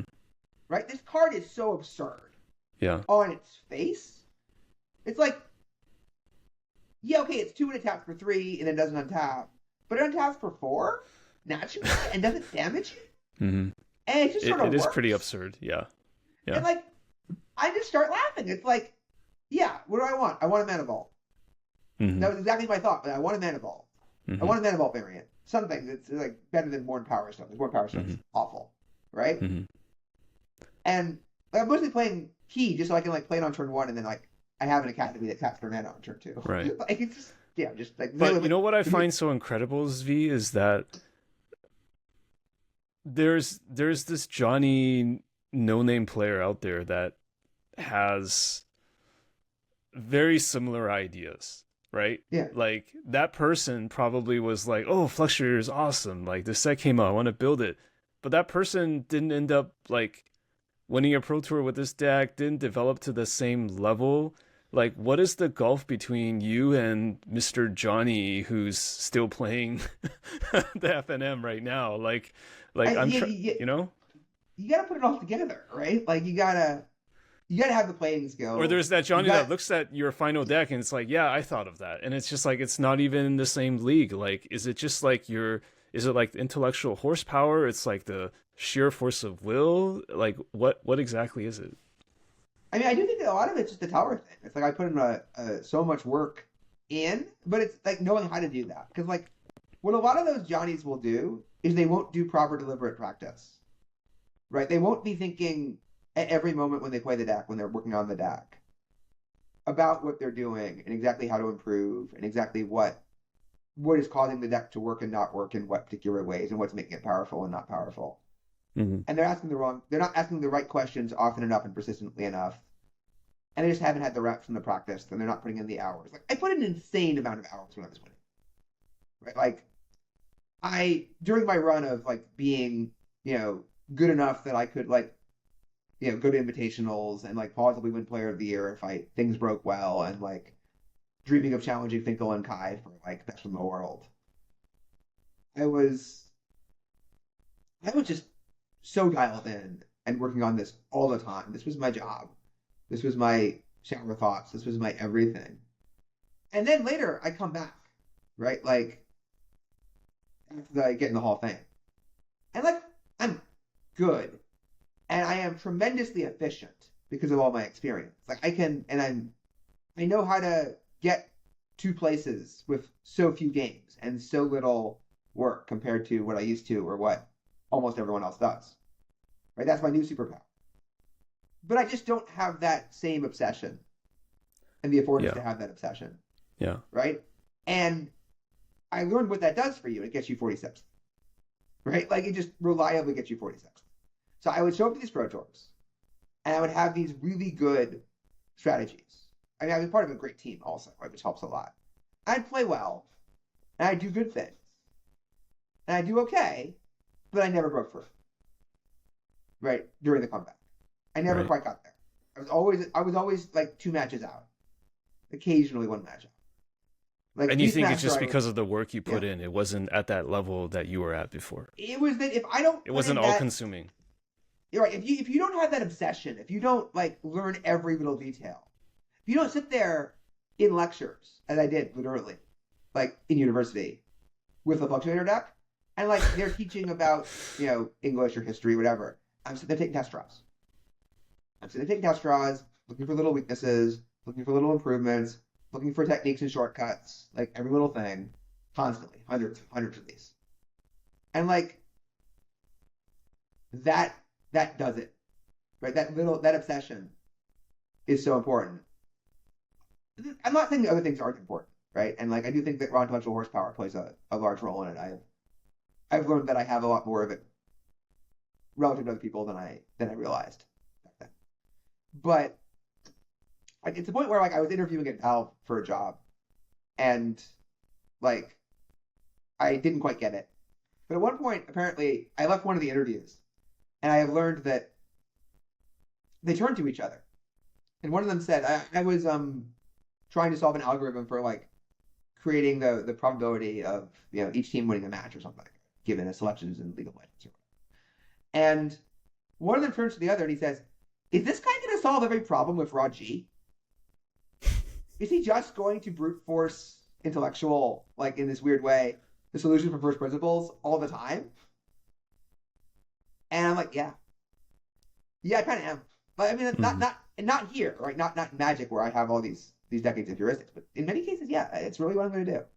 Sure. And I think that's not necessarily a good choice for most people, right? If they don't have the same tools, they have different tools. They have to use their own tools. Their comparative advantage. But if you smoke them if you got them, right? Like use what you got. Yeah. Use your tools. So yeah, like I think that having great teams also was often a big help. Right? Like, I had this huge advantage of now that I've proven myself capable of generating all these ideas and putting in all this work and being a good teammate, that really great people wanted to work with me. And I don't want to discount that at all. Like my big run, I couldn't have done it without Scott Johns and Justin Gary, right? And these other amazing people. And that meant that like when I was playing, it wasn't just me who was studying all of this stuff all the time. It was them too, right? And we were partners. And the rest of the team was a big help as well. And, you can't underestimate having, literal Kai and literal Finkel and all these other people on your team so that people are playing at the highest level with your decks and against your decks and seeing what happens. And so, I'm not going to go through the list of, all 50 people I worked with or anything. Absolutely. But, it was a murderer's row, right? It was like some of the best players who've ever played the game. Some of the best teammates you could ever hope for. And, I will say Sam Black, though. Like, just, like, in my comeback years, was by far, this amazing, amazing person to work with, right? He would come up with these ideas, and he would push them, and he would do very similar principles in his own very different way, right? Sam Black does not care what you think of his cards. Sam Black's cards are individually terrible. He's playing the worst pieces of garbage cardboard you have ever seen all the time. He is playing synergies, but they don't look like they do anything that's relevant to any matchup on cards that are terrible all the time. And he's testing them, and if you think the things he actually plays in tournaments look weird, you should see the test decks. Right. Right? Like, of course, they're way more this than anything he ends up with all the time. But he asks, right, the same kinds of questions I ask with his own specialties. Like I have fast mana and he has sacrifice, for example, right? He's big into sacrifice, right? And again, he asks, what's powerful? What can I do that does a thing that I know I can use to try and win games, right? What's interesting? And then even in pre-modern now, with these cards that have been around for decades, he's able to use this to find interesting, powerful things to do. He operates on a very similar principles as to how he's able to innovate so much more than almost everybody else, right, in the recent years, especially. Yeah. That he asks this question, what's powerful? What's cool? What's interesting? What does something nothing else does, right? What has potential? And then he explores it. And he explores it even though you play games against him, and it seems like he's just dirtling the weirdest dirtle you were saying the testing versions of the decks looked even worse, obviously, because quite often he would play a pile of cards you'd never thought to put into anything, and you'd play a few games and he'd be like, well, that didn't work, right? Or I see why it doesn't work. Or he'd do it and then he'd say, oh, I know what I have to do, and he'd come back half an hour later and he'd change 20 cards, and now it's a importantly different pile of weird dirtling. He just had to work through that. Yeah. Right. And then he'd do this 5 times today. Right. And the final version would be like, and then like 1 time in 4, the final version would be like kind of interesting. Yeah. But like 3 times in 4, it'd be like, that's just what he did today. Like he'd also help you with your thing, and like, he wouldn't be a bad teammate. But like, you don't get there if you're not willing to go through the stuff that sucks. Right? If Edison's not willing to find 1,000 ways not to make the light bulb, he's not going to make a light bulb. Right? And so, this kind of philosophy of weirdness is we're willing to push things where we see potential and suffer through and try weird things and bad cards and just like go for the synergies and a combination of bad cards and raw power, and also like just things that don't seem like they're what you want to be doing given your opponents. And yeah, like and it works better obviously in some extent when everyone else is being kind of like slacking off a bit on their tightness and like kind of Sure. dirtling around themselves or like not like going for the throat in the same way. And then like later in formats where everybody's like being very precise, it can be like harder to get away with stuff. But no, we found some really, I found some really cool stuff. He found some really cool stuff. Like back in the day, like I would end up helping with his deck much more often than we would go with my deck, although occasionally we still go with mine. And it still confuses me, actually, a lot of the times, like why a lot of the decks that we built, like just died after the Pro Tour. Like I'll be like, I'll play it, Sam will play it, Dennis will play it, like one other person will play it. The rest of the team will just like not be that impressed. And we'll like average 7-3. And then I'll write it up and post it and explain it. And Sam will write it Even up. explain it, right? It's not just a deck list at that Yeah, point. I'll say like, here's why it works. Here's why we made these decisions, and you can take this to your tournament next week. And then it's not that like people try it out and it doesn't work. And it turns out that it was just we were really good players who like took people by surprise. You're saying it's And not because of that, or well, we don't know. I'm saying we don't that would find be that my out. guess. Is that maybe like you need to pilot it a certain way, and people that will just pick it up, they just don't have I mean, the. I'm sure there's some of that, but like what was persistently true was that like literally nobody ever played the deck again. Hmm. Right? Like there was just never reports. Like nobody ever said, like, dude, I tried your deck and I came in, 67th and it didn't work so well. And here's like It some was feedback. was it because of like a Zvi Sam Black kind of brand where it's like only they can make it work, or that's just I them like, mean, again or maybe something? I don't know. people had that feeling of, these things only work when they do them, and if the rest of the team didn't buy into it and they didn't make top eight, we're going to ignore you. Although I think he had an incident where he made. I mean, he had some incidents where he did really well and they just ignored him anyway. But Mm. yeah, it's a bizarre thing where like things get things will do well and I'll think they're really powerful, and then people just won't run with them even Yeah, you then. think at the very least Magic players would be results oriented. Like this thing got a result, so let me give it a shot, right? Yeah. Yeah, like sometimes you get vindicated, right? Because like Turboland is the ultimate version of this, right? I have been playing Turboland in various forms for like 5 years. This is the Horn of Greed exploration time warp deck, right? And so I was playing this core when it sucked, when it wasn't very good. And for a while I was playing Constant Mists and Glacial Chasm and other ways to like endlessly like kind of fog, and like thawing glaciers was central to the strategy, and like it was all very, very borderline. But like I made day two of a Grand Prix and I like, was like almost good. It definitely wasn't actually good back then, right? And then, but because I'd put in these years of work, right? And then at one point, I'm at a pro tour, and I see somebody playing a variant of it that he got. I mean, he obviously built it off of my stuff, but like he said so, and we talked a bit, and he showed it to me, and then suddenly it's like, oh, you can play one Battlefield Scrounger as your creature, and Swords to Plowshares isn't in the format anymore, so it's fine. And then you can, here's this trick of Corrosive Reclamation, and then you can use Moment's Peace, and you can mill it off of the Oath. Right. And I was like, oh, that's really good. And Yeah. then we actually had this other phenomenon where it's like Justin Gary won that Pro Tour with an Oath deck that like I played, he played, and one other person on our team played, and no one else did. And I ended up 4-3 and missed the cut. I got outplayed, frankly, on day one. I had some like weird mind games that I like.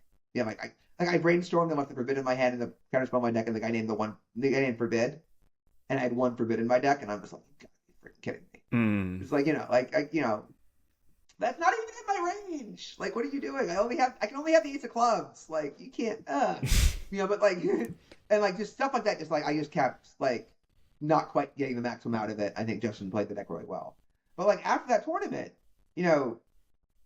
we basically didn't see Cognivore Oath again, even though he won.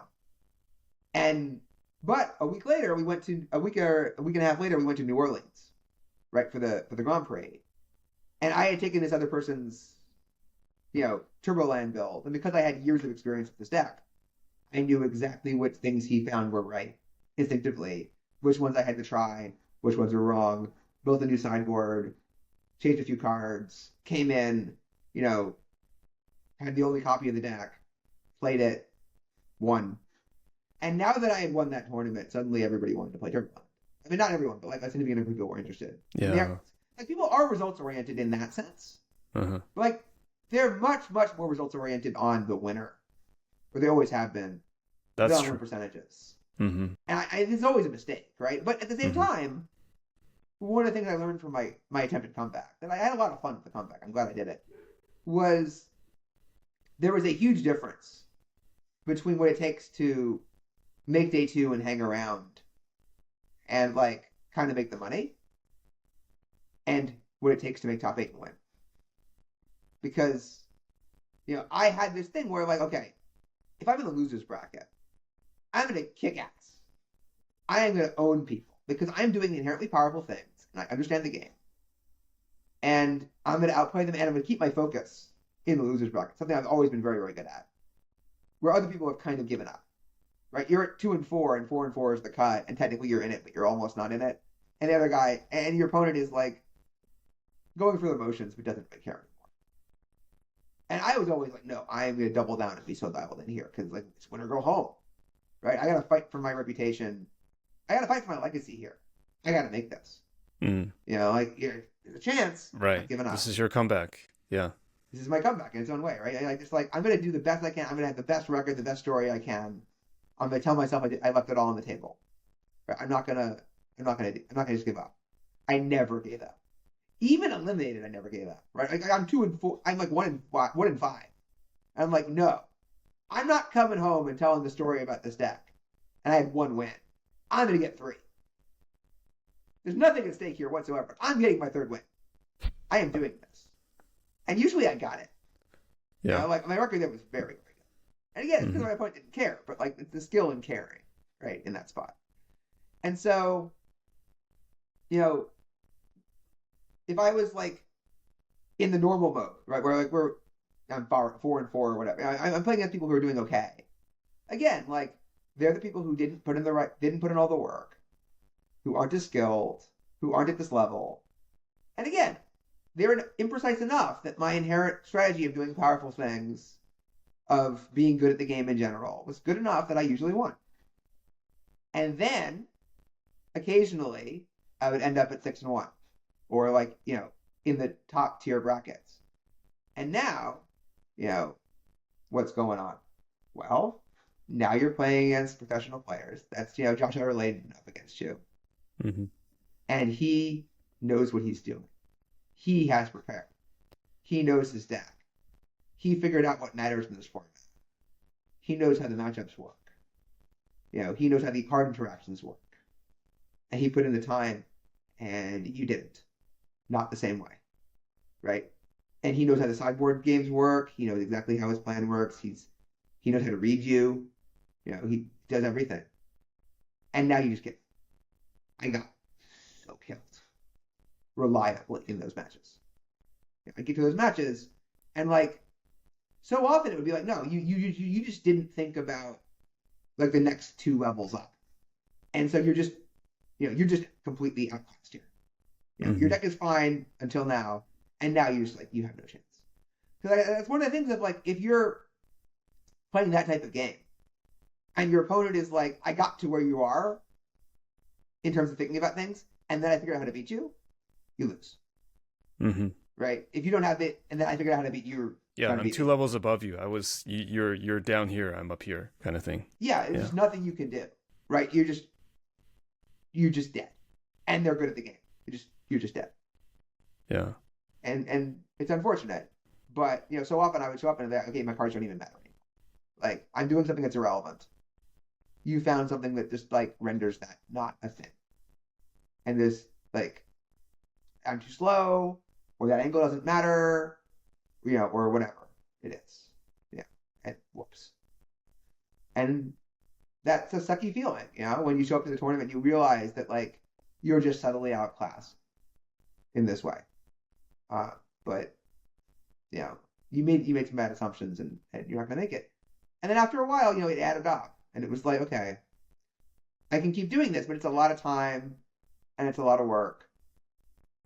And the thing that I'm trying to do, the breakthrough that I'm looking for, is just not going to happen unless I step it up, Mm-hmm. right?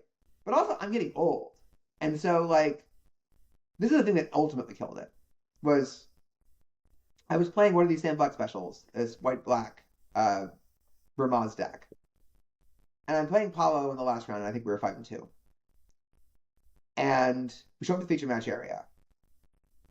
And there are several points I remember myself saying okay or otherwise like make a move, and then like 10 seconds later I'm like, why did I do that? It was an obvious thing to do, and I just didn't do it.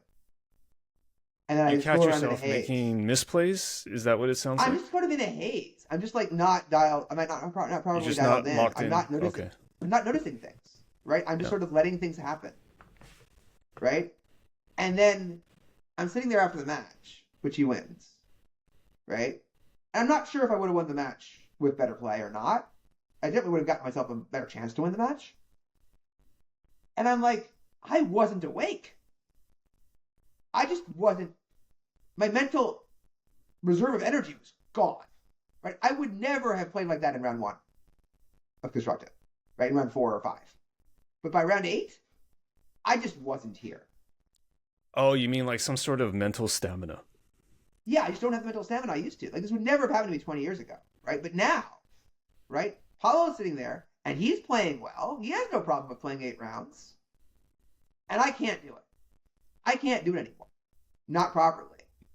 And the next day, same thing. Right? Like I'm okay in the beginning. And by the end of it, like I can tell that like I'm not playing very well. And it turns out okay. I win my last round, because I'm like at that point I'm like playing for 30th or something, right? And I like but like I can tell that I'm like not being that precise. Kind of Right? Like it's just fading? not Sure. I'm giving up a few percent. Like it's just like and that few percent will kill you when you're trying Mm-hmm. to make top 8 because these players are so much better. Like the Mm-hmm. sorting really matters. It really works. And so I'm just coming back and I'm like, yeah, it's only gonna get worse, right?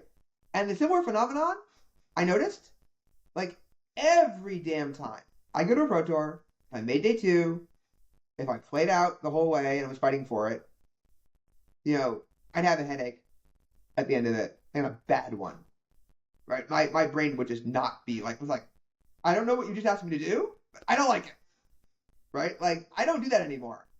That's not okay.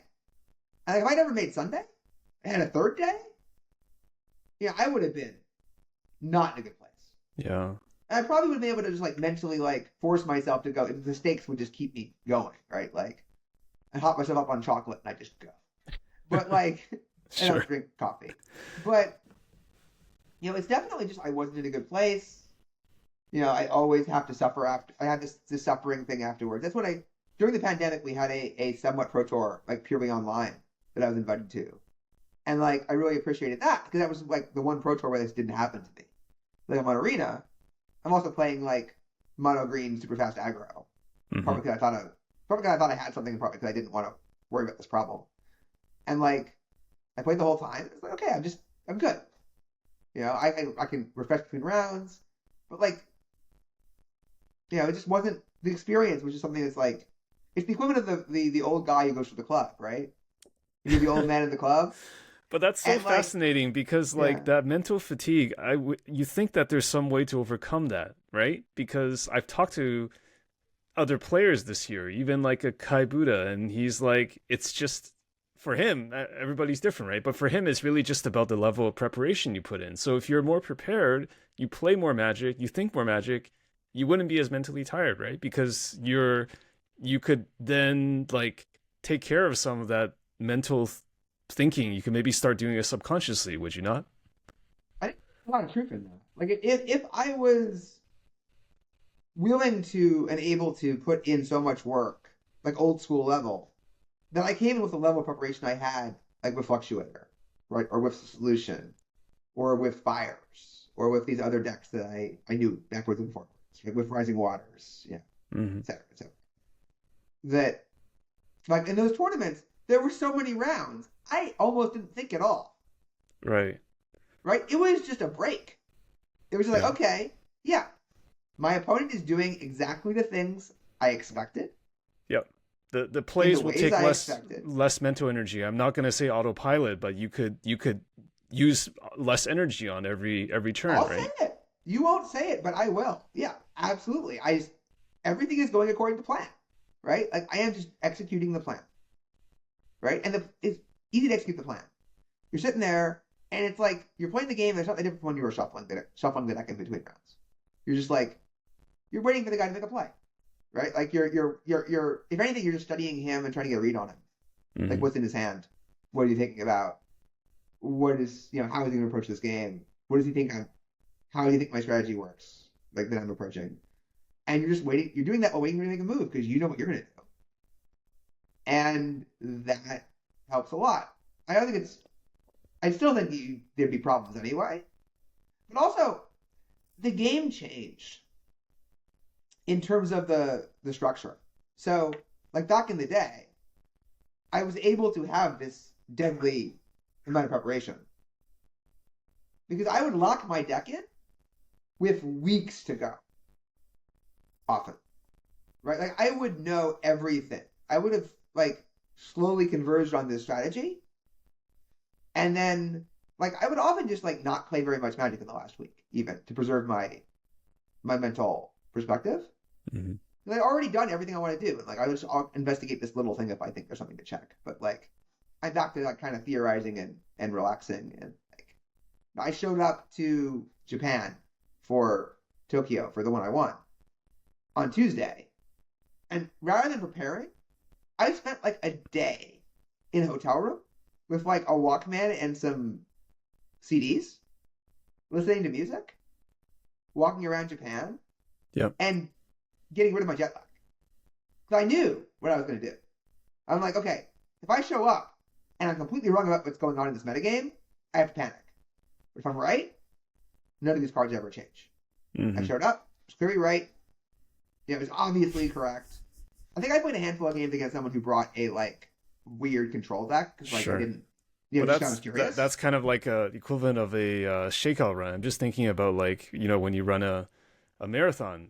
A flawed analogy, but like there's nothing you can do in the final week leading to a marathon. Like you're either ready or you're not. Like so Yeah, running like a couple kilometers before the day before that doesn't help you. You should actually just get rested, right. because Except, yeah, yeah, I know exactly. Except something big changed, right? right. Then you have to Which scramble was and make some which adjustments. is they started releasing the set, and then 2 weeks later having the Pro Tour Oh yeah, or yeah. something, something It's a really big close to change. that, right? Like Yeah, something 2 weeks. very different schedule. And also, they started having an online, like people would be playing with the Pro Tour format in public continuously and having tournaments, big tournaments in the Pro Tour format. So if you did your work before the last 2 weeks, you often had to throw your work out the window because, like, okay, you had a deck, it was interesting, and now someone else played it in a tournament. Now everyone's preparing for it, Yep. and they built a better version than you did in Yep. this way. So, like, Yep. now your version doesn't work. And also, this is other deck you didn't even think about, and now everyone's trying out that. And the metagame is completely shifting under your feet like every few days. So, like, what ends up happening is we would rent a house, right? Literally rent a house, and like there'd be 12 of us, like top pros, living in this house, spending all day drafting and playing constructed and building decks. But you wouldn't have this long period because you'd be constantly interacting with the outside world. It has to be right at the end, right? And so you then didn't have this period of time that I would often have. Other players didn't work that way and often wouldn't have it, where you could relax or just play the same 75 over and over again to fit it into its life and like maybe change one or two cards and like get really dialed in. And to the point where like I made it a point of principle, maybe even pride, to like have my deck basically ready well in advance, right? Or maybe choose between two decks so that I could get this tuning stuff right and understand it, right? And like I think a lot of players punt a lot of value at these tournaments by audibling and changing things way too late. Mhm. And there was, I think, one time in my career where I just switched to a deck I hadn't played before, I hadn't seen before from not a teammate. That I was like, I wasn't happy. I was at Worlds in Australia, and someone showed me Burning Wish Segatog, and I was completely unhappy with my current choices. And I was like, oh yeah, this deck is more powerful than what I've seen. I think it's just good. I can probably play it fine because I've played enough similar things. And I played it, and I actually definitely did better than I would have otherwise. But I would have made top 8 of that tournament if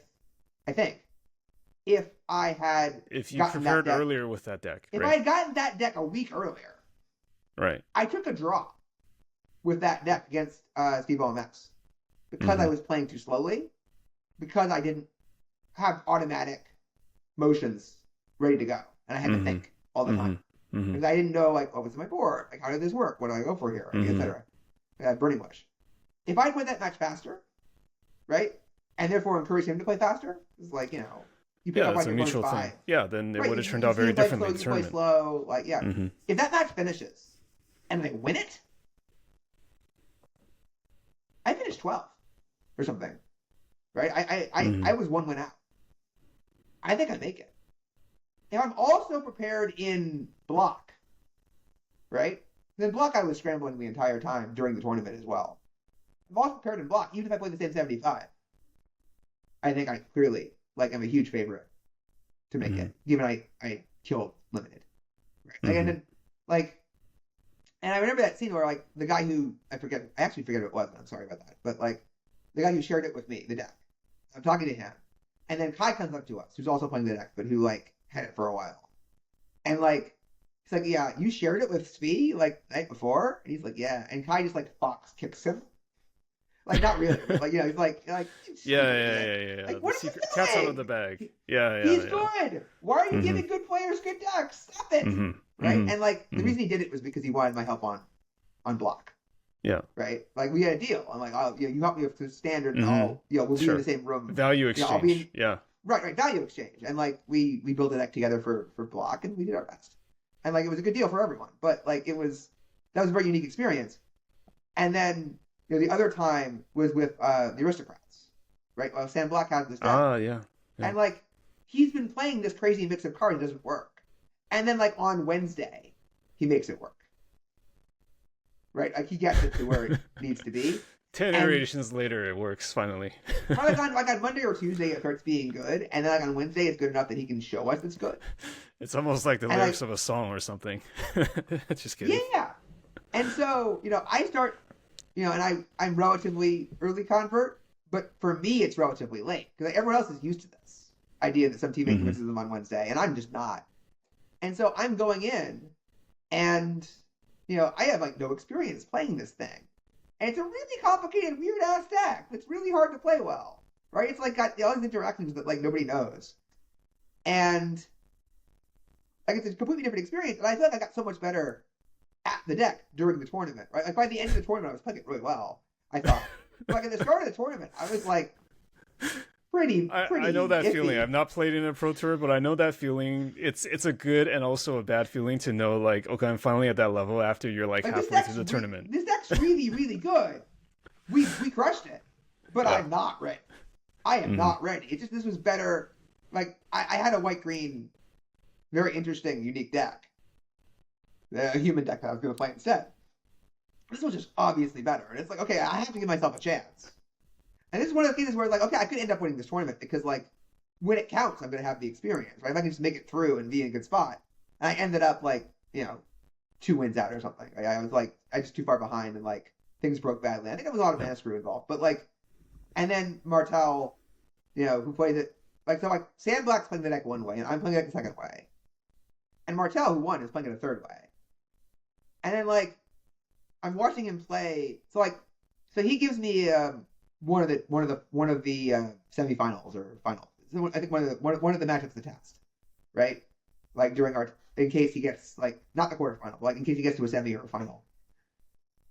And I play around a bit. I figure out if I take Champion of the Parish out of the deck, and I play it as something I'd been doing in the tournament slowly as I realized how certain matchups worked. I'm well, if I play Champion of the Parish and I put it out in turn 1, it's great because either they kill it or it becomes pretty big. But if I draw it later, it's often terrible. right? And I'm risking something going wrong by doing this.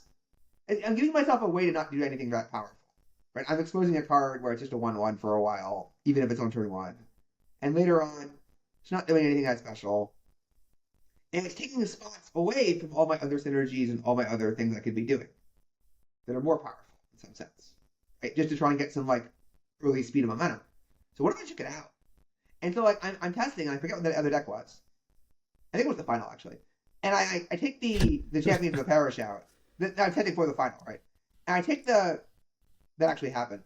I take the champions out, and I'm playing against someone who's playing the other deck. I go like 7-1, or like I crush him after cycle. I'm just like owning this matchup, right? Because I figured out that like I just have more power. I'm just so much more powerful than you are. I don't need to start this way, right? Because now that I know I won't draw it later, right, I can afford to play this more deliberate game, even though the deck looks so weird not to do this, but it's actually fun. And then I talk to Tom, and I tell him what I did, and he just says, "No, that's dumb. I'm not doing that." Just dismisses it. Sure. I mean, yeah, like I wasn't surprised. I was not surprised. I mean, like, all Magic like, players, we all have our own confidence about how things should and shouldn't be, right? Yeah, Yourself I knew included. it was anti-intuitive, right? And so, like, it's definitely not what Sam Black had in mind when he built the deck, right? Nobody thought about doing this, and I'm like, this is what you should do. But often, like in top 8 testing, when you know your opponent's list, you come up with some very strange thing to do in a particular matchup that like nobody ever considered before, and it's just amazing.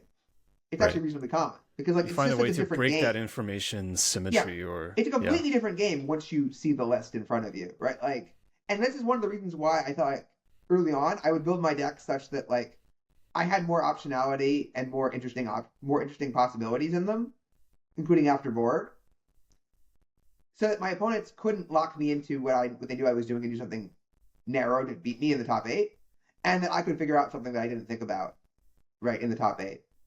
And I would actually think about these things like well in advance, right? Because like all the values in winning the top 8, right? It's been winning, like winning is what matters. And so, like in this tournament, right? I would be like, okay, so you just do this, and then of course he sits down, he plays that same matchup, and like he goes like champion, protect, crush, right? Just like completely curb stomps the guy, right? And just wins the Pro Tour.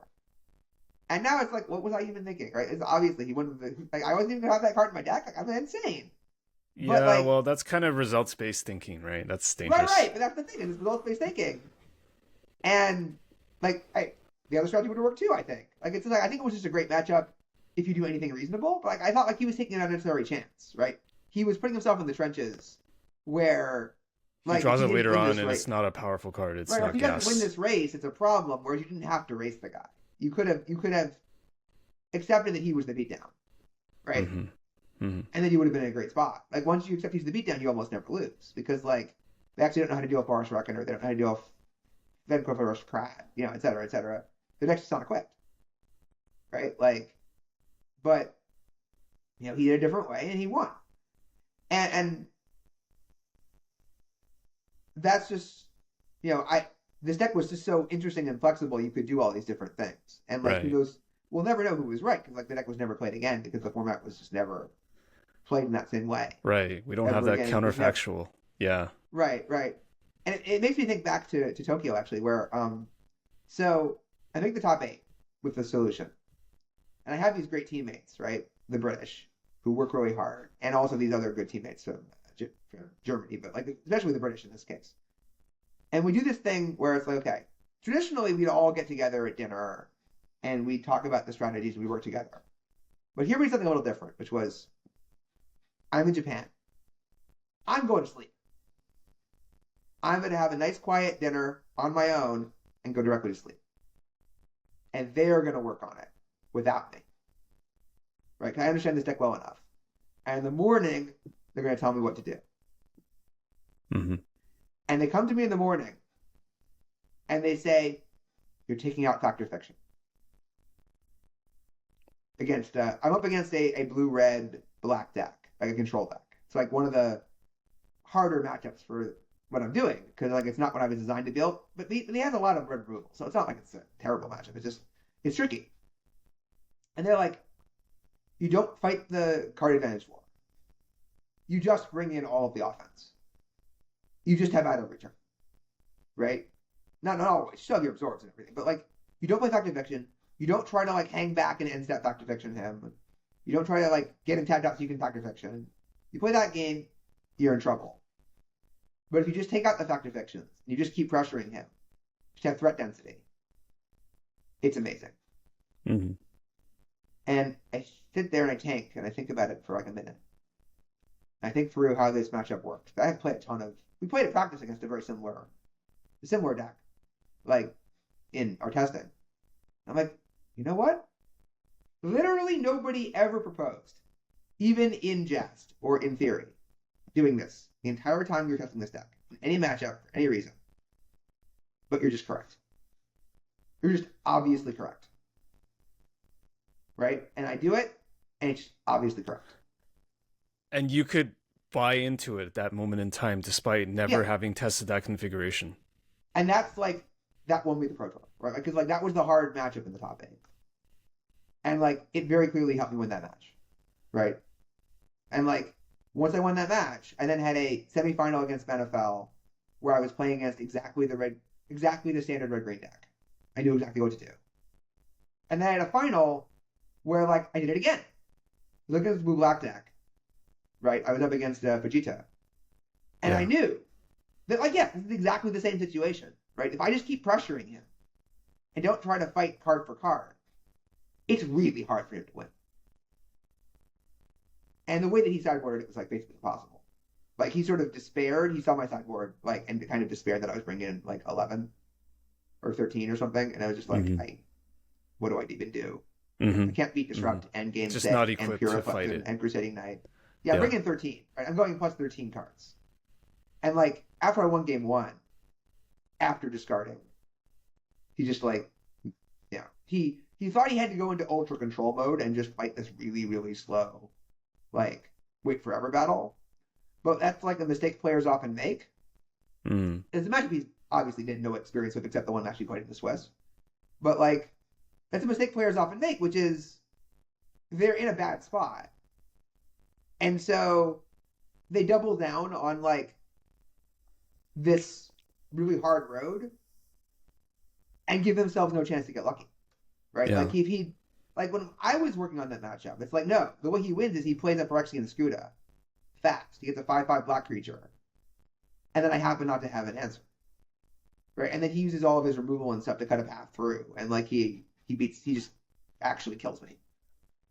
I think you're also touching on something here. I've often heard this, and I think you're in the intuitive player category. Like I've often heard that, even on the PT, there are different tiers of players. Maybe it's like what you said, like top 8 versus day 1 versus day 2 players. It's like there are players that, I know you said you're brute force trying different cards in block, but there are players that are brute forcing in a different way. They're brute forcing like all the testing and all the matchups. They know the things inside out because they prepared more than anybody else, right? Or in their circle.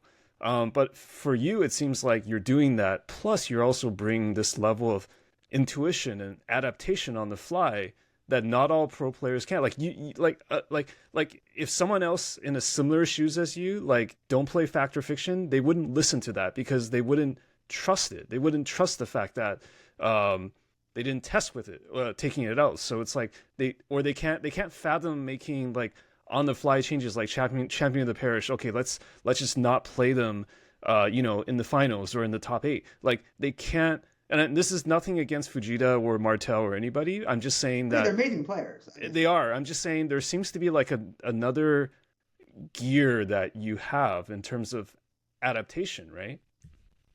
Yeah, I guess in this particular case, I mean, Martel's, everyone's adaptable in different ways, right? I'm sure they have advantages over me that I don't. I'm not throwing shade at any particular people. I'm just just saying that. Very clear, we're not throwing shade at absolutely anyone. I'm not bragging. Yeah, I'm just saying that you seem to process the game in a unique way. That's what I'm saying. I think you have to win at the Pro Tour level, because you're going to face different kinds of challenges. It's not just the deck lists. it's when you play against players who are on another level, who understand the matchups on another level, you will find out that your testing didn't mean as much as you thought it did. Right? If you're just looking at the matchups, looking at the results, looking at what caused you to win. And this got driven home to me so forcefully in the Pro Tour. I think it was in Philadelphia. This was the Eldraine, the first Eldraine Pro Tour, the Oko Pro Tour, right? It's like everyone's playing Oko. Yeah. And so, at the time there was like, a ton of blue-green Oko running around everywhere. And I had been playing on Arena. So I didn't really have a team the same way. At the same level. I had a little bit of a team, but not the same way.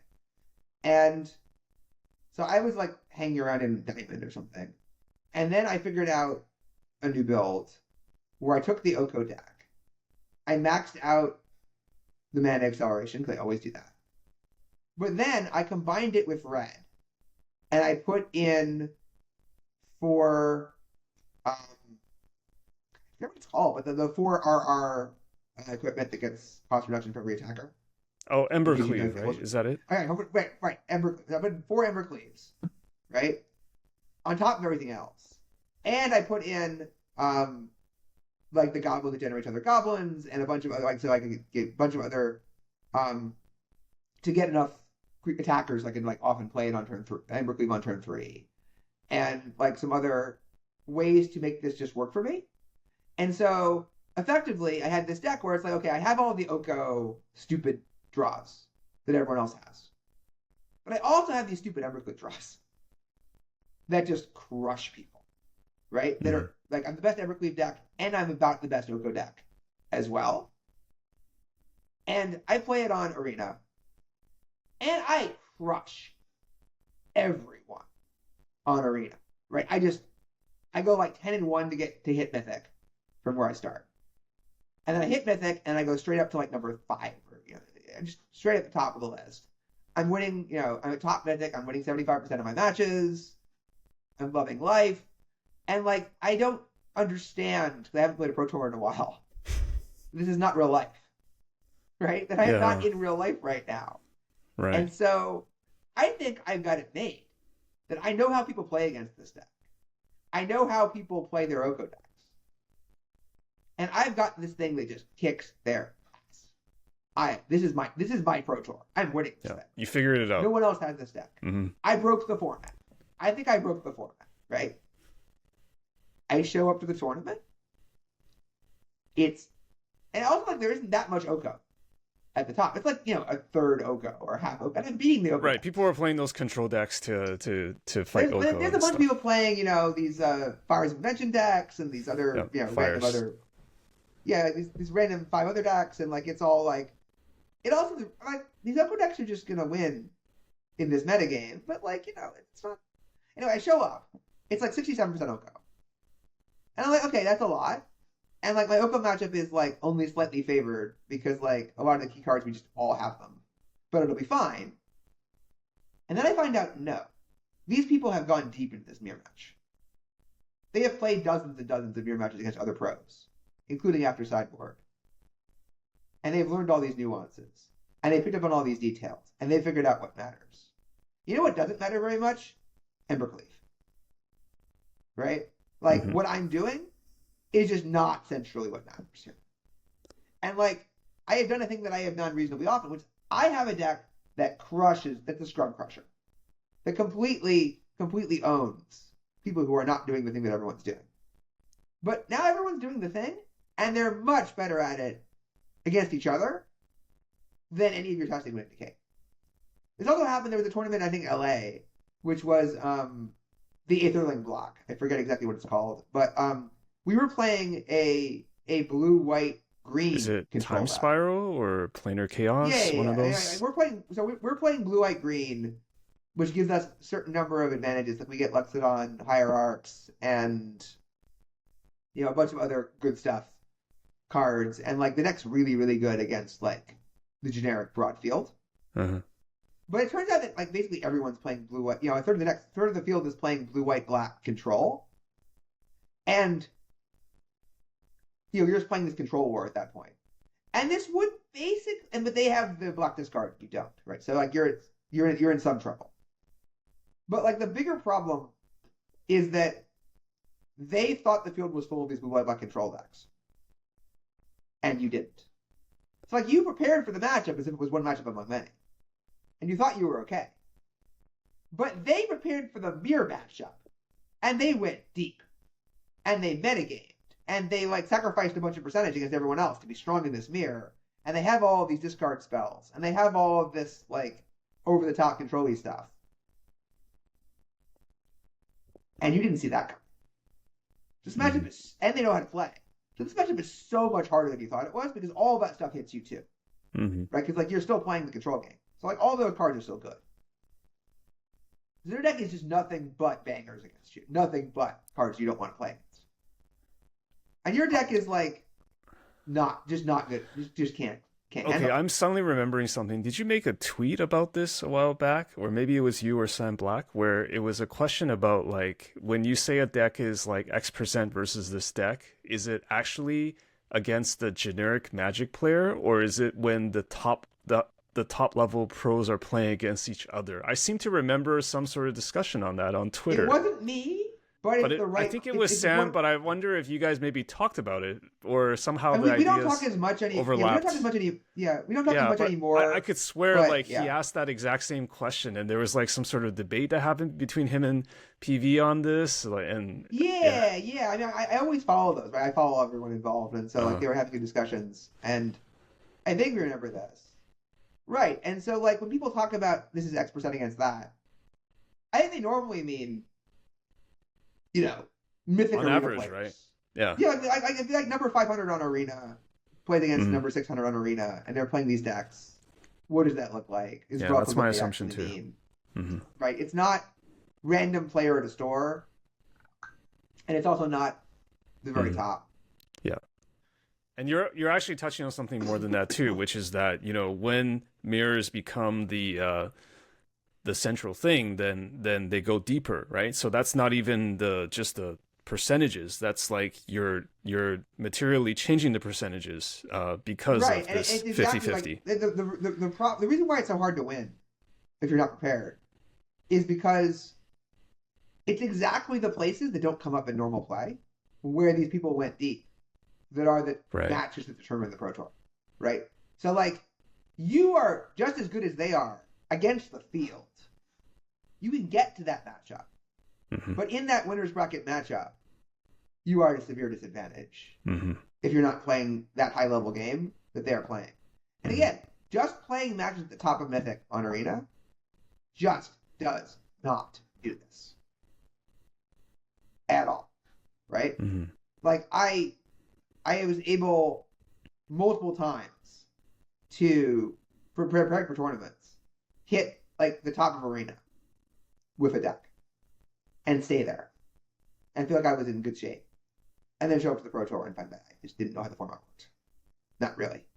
Like, because like these people were playing these next level games against each other that I just didn't understand were coming, and it was just not the same thing, right? I mean, when Anna Burchett won her that Pro Tour, I was playing my version of Blue, and like, I think it was the right deck to play, and I think I played it okay, but like, I did really well in Arena. I just didn't understand, like, what the interactions and matchups and threats. Because that was your testing process. Yeah.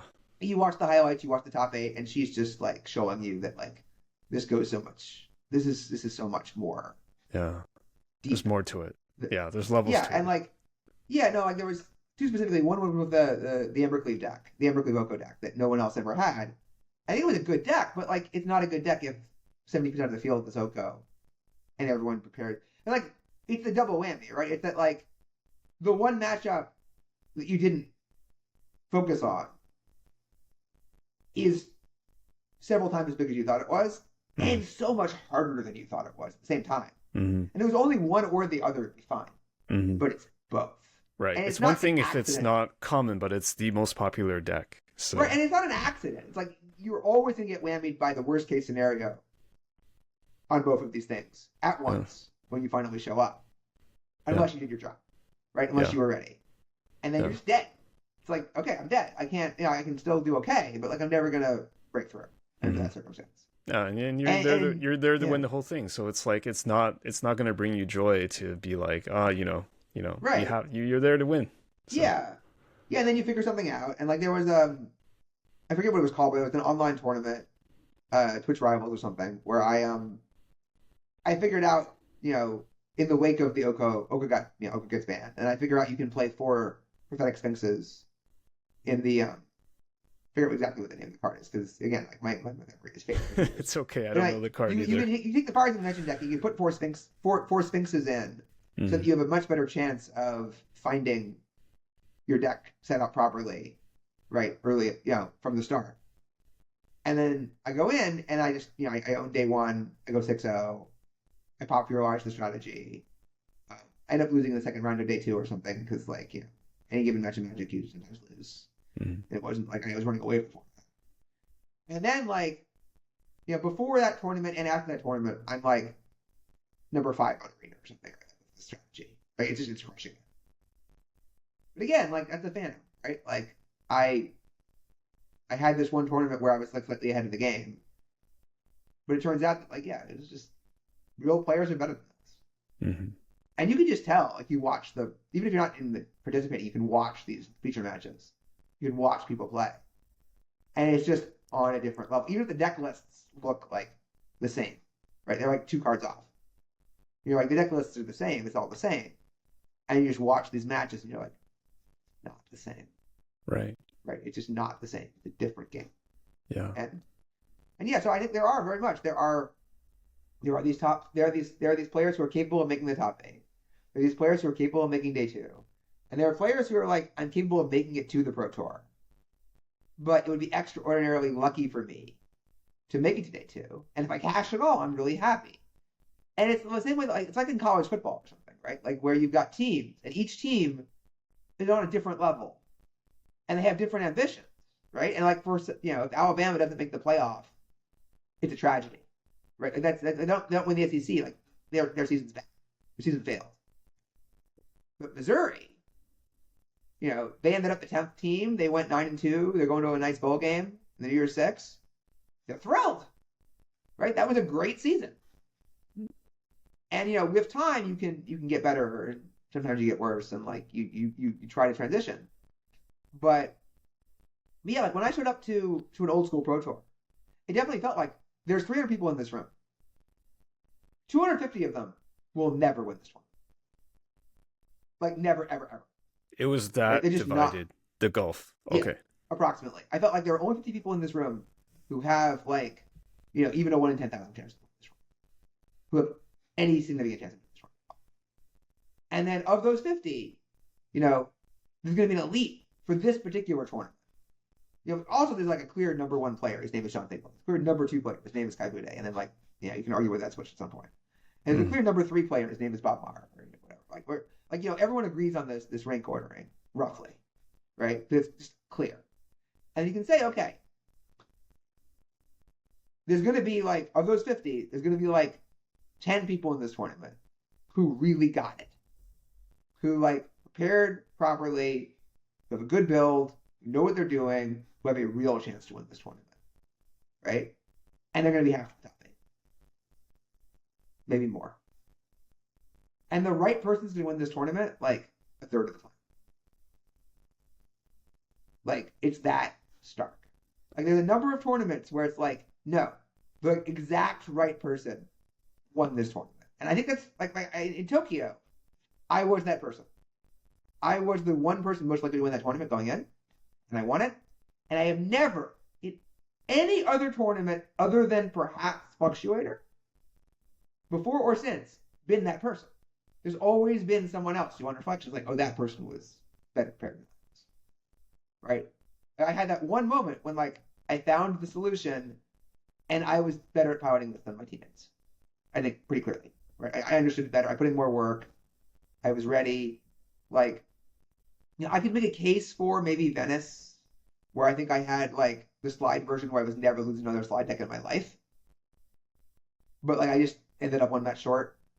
And like wasn't necessarily playing the other matches quite as well as I could have. and things didn't quite break right. It's possible.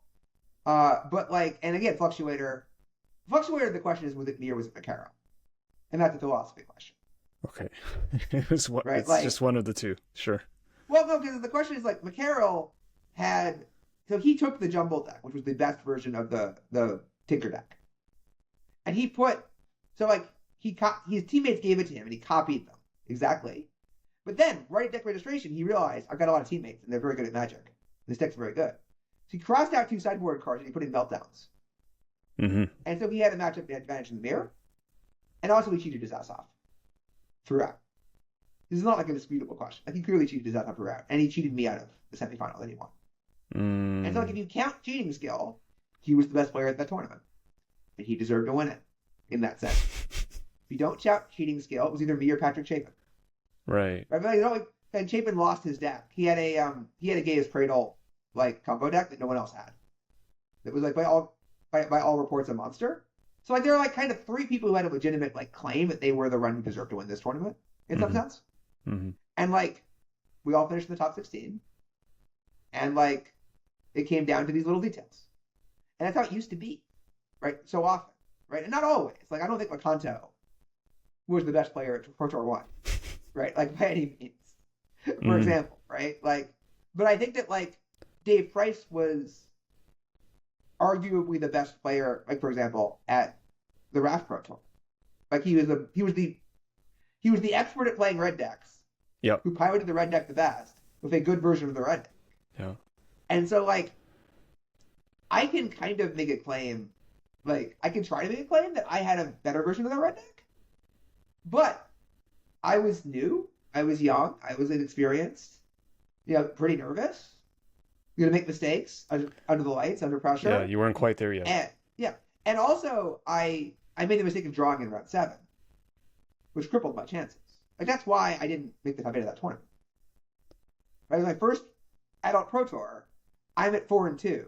Right, I'm in this matchup in the feature match area to TMX Day 2, and I'm like, do I want to play tomorrow? Because at that point, if you drew, you made Day 2, right, at 4-2-1. But if I played the match and I lost, I was out. Right?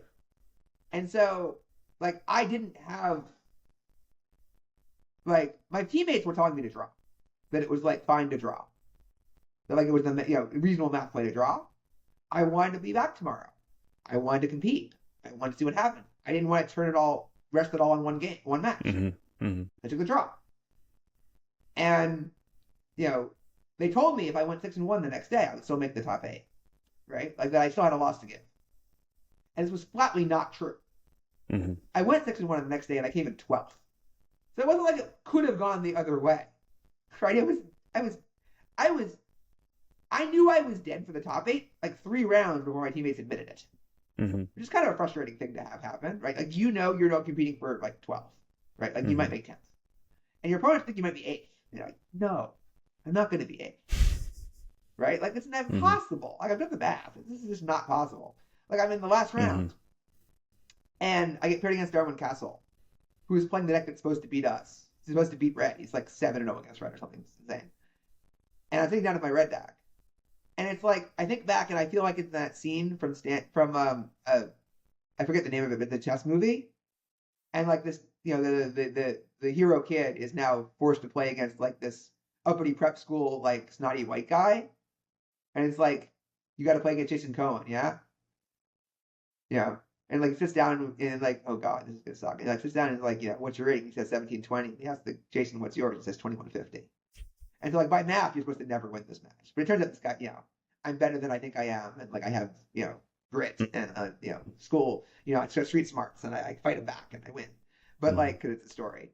But, I definitely found that going against Darwin. Right? It's like he's beaten 7 red decks. He's this world famous, top player, like one of the top 5 players of all time. And I'm sitting down against him. I got to play, and he's playing for top 8. Right? He's in with a win. And I'm not. I know I'm not. But, like, it's still that's the stakes. Mm-hmm. Right? And I was so nervous. Right? Like, I ended up winning. But, like, my deck was much better against his build than normal red decks. I got bombardment against Then the other 7 decks. Okay. Well, I mean, I have Goblin Bombardment in my deck, and he's playing Living Death. So like literally game 2, right? Like I've got a Goblin Bombardment. I landed on turn 2, and so like he's staring at his Living Death. He's obviously staring at his Living Death, right? He's not hard to read because he's like what else? Because like he's looking at his graveyard, he's looking at everything. Like, obviously he's got a Living Death. Kind of gives it away. And like under normal circumstances, there was no Goblin Bombardment in play, right? This game would be over, right? He would clearly just win.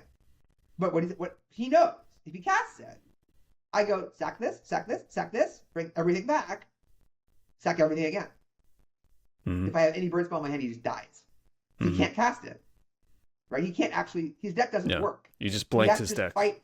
His deck has to fight for advantage in other ways. He can still like outlast. I mean, he still has a lot of power in his deck. He can still win. Yeah. But like suddenly, the reason he dominates me doesn't work on turn 2. Like game 1, he coerces me. I forget what the name of the coercion spell was. He looks at my hand on turn 2 before I have a chance to land my Goblin Bombardment.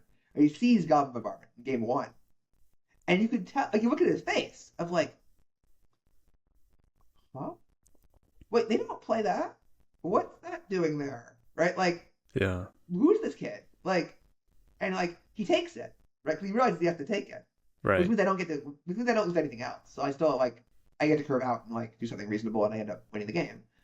But it was like, and then I just land one. I have 2 in the main, and like I just land one on turn 2 in the second game on the floor. Like that's it. And then like the game isn't over, but like it turns out like the fact that he's at 20 isn't that important, right? Or he's at 18. And like I didn't lose to another red deck, even though I didn't prepare for the red matchup, because like it's another one of these things where like I used my I'm going to see what's available in the format strategy, right? I'm going to see what's powerful. So like I didn't get the red deck from anyone else. I just built a red deck because I built a deck of everything to see what was good. And from the beginning, I had Wrathy Dragon in it, in the main. So I played 4 Wrathy Dragons in the main, and because of that, I had 24 lands in my deck. So I'm playing 24 lands instead of like 20, right? And I'm playing 4 Wrathy Dragons. So both I have this 5/5 flyer for 4 mana. It's really hard for the red decks to actually kill. And also my curse scrolls work. Like on a level that other people's curse scrolls don't work. Right? I can actually use them. And like sometimes I'll just have the dragon in my hand and just like use curse scrolls. Right. More effective curse scrolls. Like, right. Like they have giant strength. So they can land turn 2 giant strength and then attack with a 4/3 or whatever. And that's like their secret weapon that makes their deck like really powerful. And I never had giant strength. I never thought it was good because like it's different principles. Like you don't put giant strength on a creature. What if I kill it? It's bad. like that's like, I just never occurred to me. I never thought I needed it either. But like I've got all these other things that are going on, right? Like that are making me a more powerful deck. And they're trying to like they have this extra trick and they just have general like red deck energy, right? Like big red deck energy. And so like if I made the top 8, and often they have these weird cards. They have like these weird artifacts that like punish you for having a small hand or whatever. Like I had any of that weird stuff, right? I'm just going like big, right? And I have like a different sideboard than everybody else, like Helms of Possession and like, or whatever they call the take control things. And like I have some other weird like I'm playing. The Helm of Obedience? No, something. No, Helm of Possession. The Helm of Obedience was the old one. That was in my first deck I qualified with actually. Oh, okay. I don't know the newer one. Other stories, right? I broke that format by accident, but like never played it in the Pro Tour. But so it's like I've got everything that follows from 24 lands, right? Like I am able to play real cards in real Magic, and they can't, right? And so like I've got this completely different deck, and like I have so like here's how different the deck was. I had 3 Jackal Pups on purpose, right? Like not I was 4, like 3. No, because like I need 1-drops, right? I need 1-drops to make this deck work. But like this thing is such a liability in a normal game of Magic, right? You just like it dies and does damage to you, and it's like this is terrible. And what if I place another red? And I might place another red deck, and then they just burn it, and I take damage, right? Whatever, it's bad. They block it, and I take damage. It's bad. And so like I had 4 conscripts, 4 fanatics, and 3 Jackal Pups in the one slot. So I was like, this is actually the worst of the 3 1-drops. I have so many creatures in it. And the conscript's gonna attack most of the time anyway. And like everything was just so bizarre. But it's just like it worked. but like with that I just even with my nervousness it felt like justice, right? This is also before draft, right? Often. Like where we just you would draft separately. you'd have this draft Pro Tour, and then you'd have the constructed Pro Tour separately. Mm. And so, yeah, I feel like you look at those tournaments, like it's just justice so often that the right person won. Like, how do you think Kai won like 3 in a row? Right? Like, So you think well, it was predetermined, or it was justice, in your words? Right, it was justice. I mean, not that like he was favored to win 3 in a row, but that like being the best player gave him this like double-digit chance to win each of them. Mm-hmm. Right? Like this like real chance, being the best position, and like he capitalized, right? Like, but and I was never that good, so that didn't happen. But I definitely look back and like, I made top 8 when I deserved it, I think. And I didn't make top 8 when I didn't deserve it. Remarkably often. I was in the top 16s where you're one off, like often like, you were one of the 16 people who are going to be in the top 16 and you happen to be one short. And when you're in the top 8, like obviously you could have been in the top 16 instead, but your luck went wow. And all So that. Like, you don't want to read too much into it. That's a good way to think about it, right? Because I was going to ask you about this. Like, so you think in the aggregate, like you got exactly what you deserved. Like you won where you thought you deserved to win. You lost where you, is that even a term? Like you deserve to lose or deserve to not win. And absolutely. you got exactly what you expected, kind of thing. And you're at peace with that.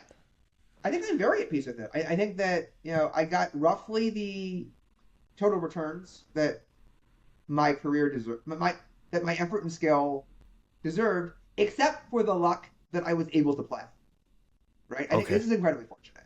Yeah. Like, if you don't continuously put up results and stay on the gravy train, right, you're done. That's the end of your career. Mm-hmm. Right? If you don't get a start, if I don't get my early lucky breakthrough to get like a bunch of slots that I then am able to parlay into staying on, then who knows if I ever managed to do that. That's true. Right, in the same way. Yeah. And I was able to win qualifiers when I needed to, and it wasn't a given. There were times I had to win qualifiers. Right? And I managed to find a way. Including one time, I showed up to a qualifier.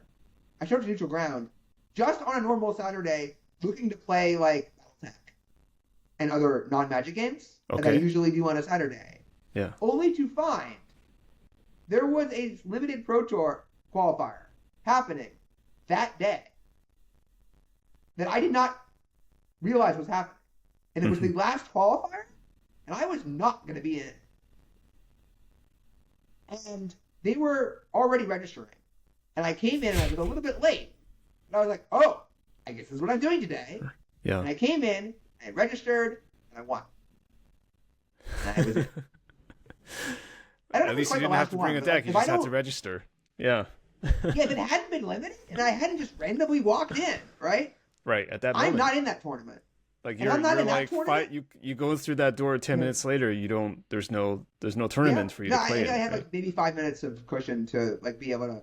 I would have just taken the first round loss if I had to. Like I'm gonna play, right? But like I was able to play in round 1. So it turns out, like if I missed that tournament, or if I missed any Pro Tour for any reason, right? It puts your entire career in danger because now like it's so much harder to get back on the train. Right? Like it's really, really important to string things together. And so I think I was incredibly fortunate that my distribution like allowed that. And I was incredibly fortunate that my situation in life allowed me obviously to have the privilege of devoting this time, preparing, doing all of these things. And like that stuff I got incredibly lucky. But I think given what I walked into these tournaments with, right, individually, collectively, yeah, I think 1 win, 4 top 8s, about as many top 16s feels right. And like the bunch of close calls where I feel like, I could have legitimately been the winner or the top 8. But also like the time I did it, but like you're supposed to have a bunch of close calls to you never win a Pro Tour without getting super lucky, right? Like, I mean, I think like, I'm talking about like, you might have a 30% chance to win if you're the best player in the room. You still gotta lose 70% of the time at some point, right? You're not gonna make it through. And I think nowadays it's much lower, right? I think nowadays you have a much broader set of people who are capable of winning, and a much lower gap between like first and 10th. as you walk into a room. And that's also how the game's developed, right? Just in terms of the cards and the way decks are constructed. Like it's not just information and testing, right? It's more than that. It's like the fundamental game itself has changed. Would you You're not not say? going to have the same kind of edge, right? You're not going to figure something out the way we used to, where like you figure out a different deck or a different way to play that deck, or a different way to make something work for you in a way that like you used to be able to do, right? You could have a huge edge on the field, right? Like at the Fluctuator Pro Tour, and the Pro Tour, Academy Block Pro Tour. I legitimately think that against the majority of the field, I was, like 80+% to win the match.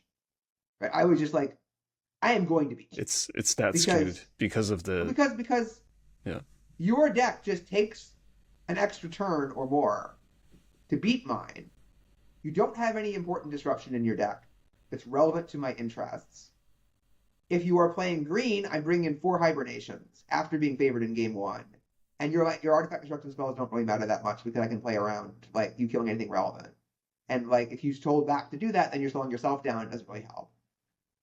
And if you're playing another artifact deck and you've got academies as well, I have Lingering Mirage.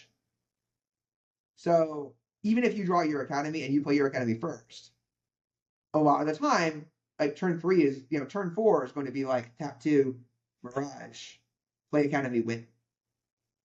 Right, like on the spot. And like often they'll have to do things like play academy on turn 1 and say go. Right? Because like they know I can do it if they don't. Right? And they have to therefore play protectionally. And I don't have to play that way because I have Mirage. And so like when I put against Mara, right, in the mirror matchup, it felt like, I'm like 75% with this match. Because like my deck is like half a turn faster than his. Because he's gonna hit his 8 basic lands and his Claws of Gix and his other cards that like are kind of whammies when you're trying to fluctuate through your deck. So often, he'll often just need an extra card draw that I won't need, right? Or an extra untap that he won't get. And so he'll lose a turn. And I have Mirage. So between these two things, like I have a huge advantage here, right?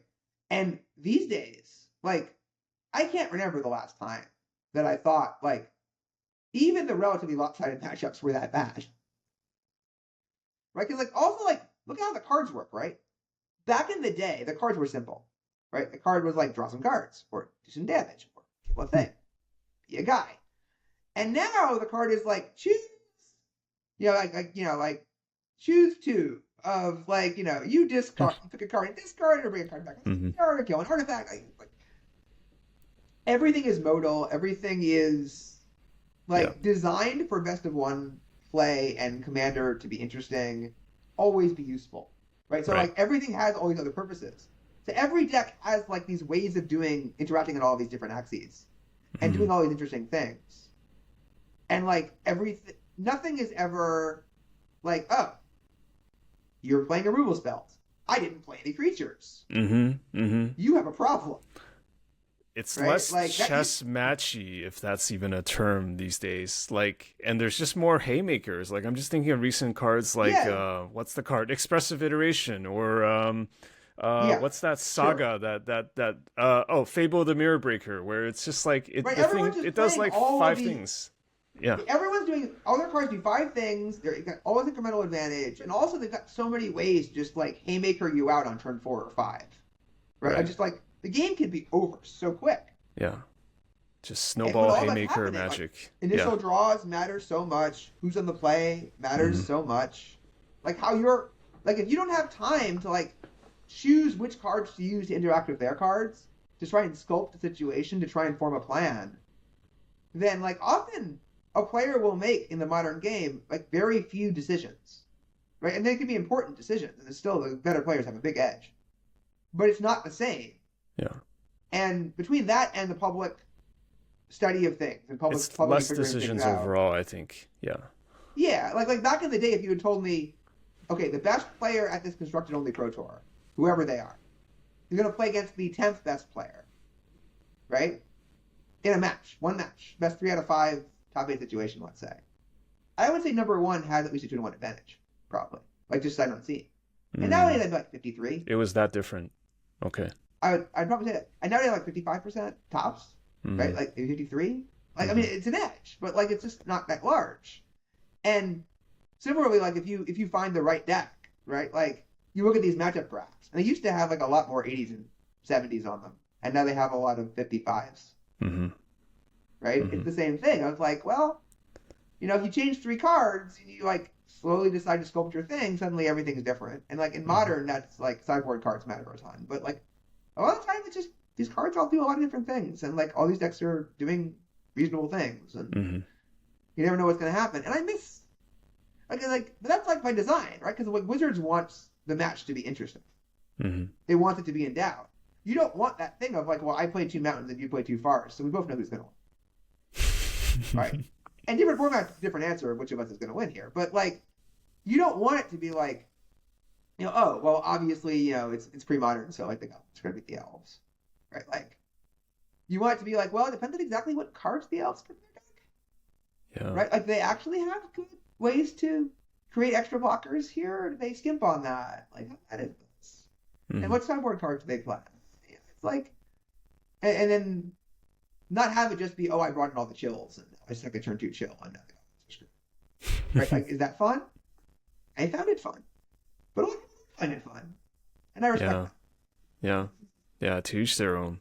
I also want to shift topics a little bit, like, because there's something that I really want to ask you, which is about like your Magic writing. Like we kind of started the interview talking about your current writing with Substack and AI and things like that, but I think you're also just very foundational in terms of like the Magic writing, and as I understand it, you're one of the first to popularize the set review. Is that right? Like an article format? And you did like some things there. I don't know. Like, is it difficult to talk about yourself that way, or just like where you innovated, pioneered writing? I think they existed already, but I sort of solidified, right? Like the format, and then I made it something more valuable. I think more concrete. Like I took it seriously, and I like made it something that like also it became a template that other people could draw from. But like people were doing set reviews before I did, right? I didn't come up with the idea.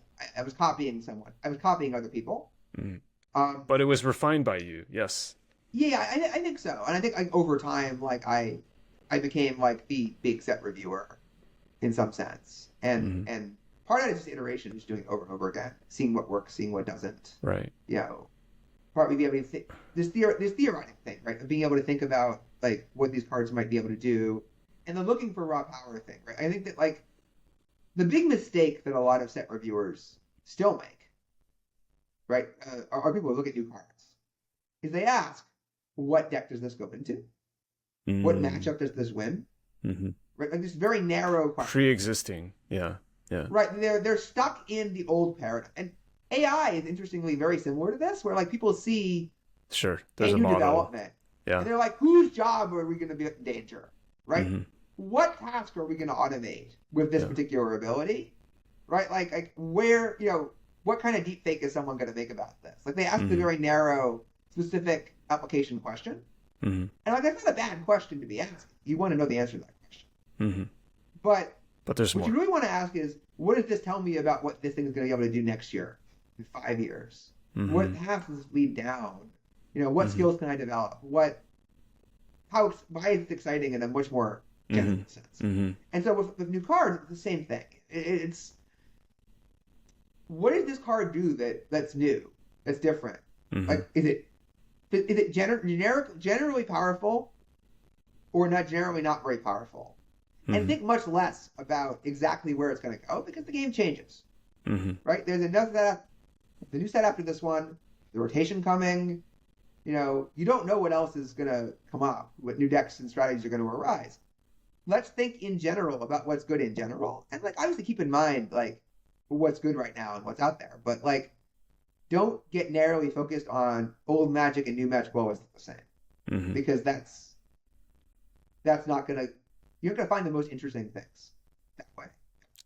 right? It's always going to be the I think that's where you and Chapin have done very well. Like I remember reading, I'm sure you've done the same similar articles as well, right? Like, when a new set comes out, Chapin would just brew like decks just off the new cards. Like it yeah. would It's one just of be the things I thought would experiments. Yeah, that's right. maybe I think it's I following love what you're that. doing kind of thing. Yeah, I Yeah. love that because like he's just like concretely, here's what you can do, and that's in fact how I got my start.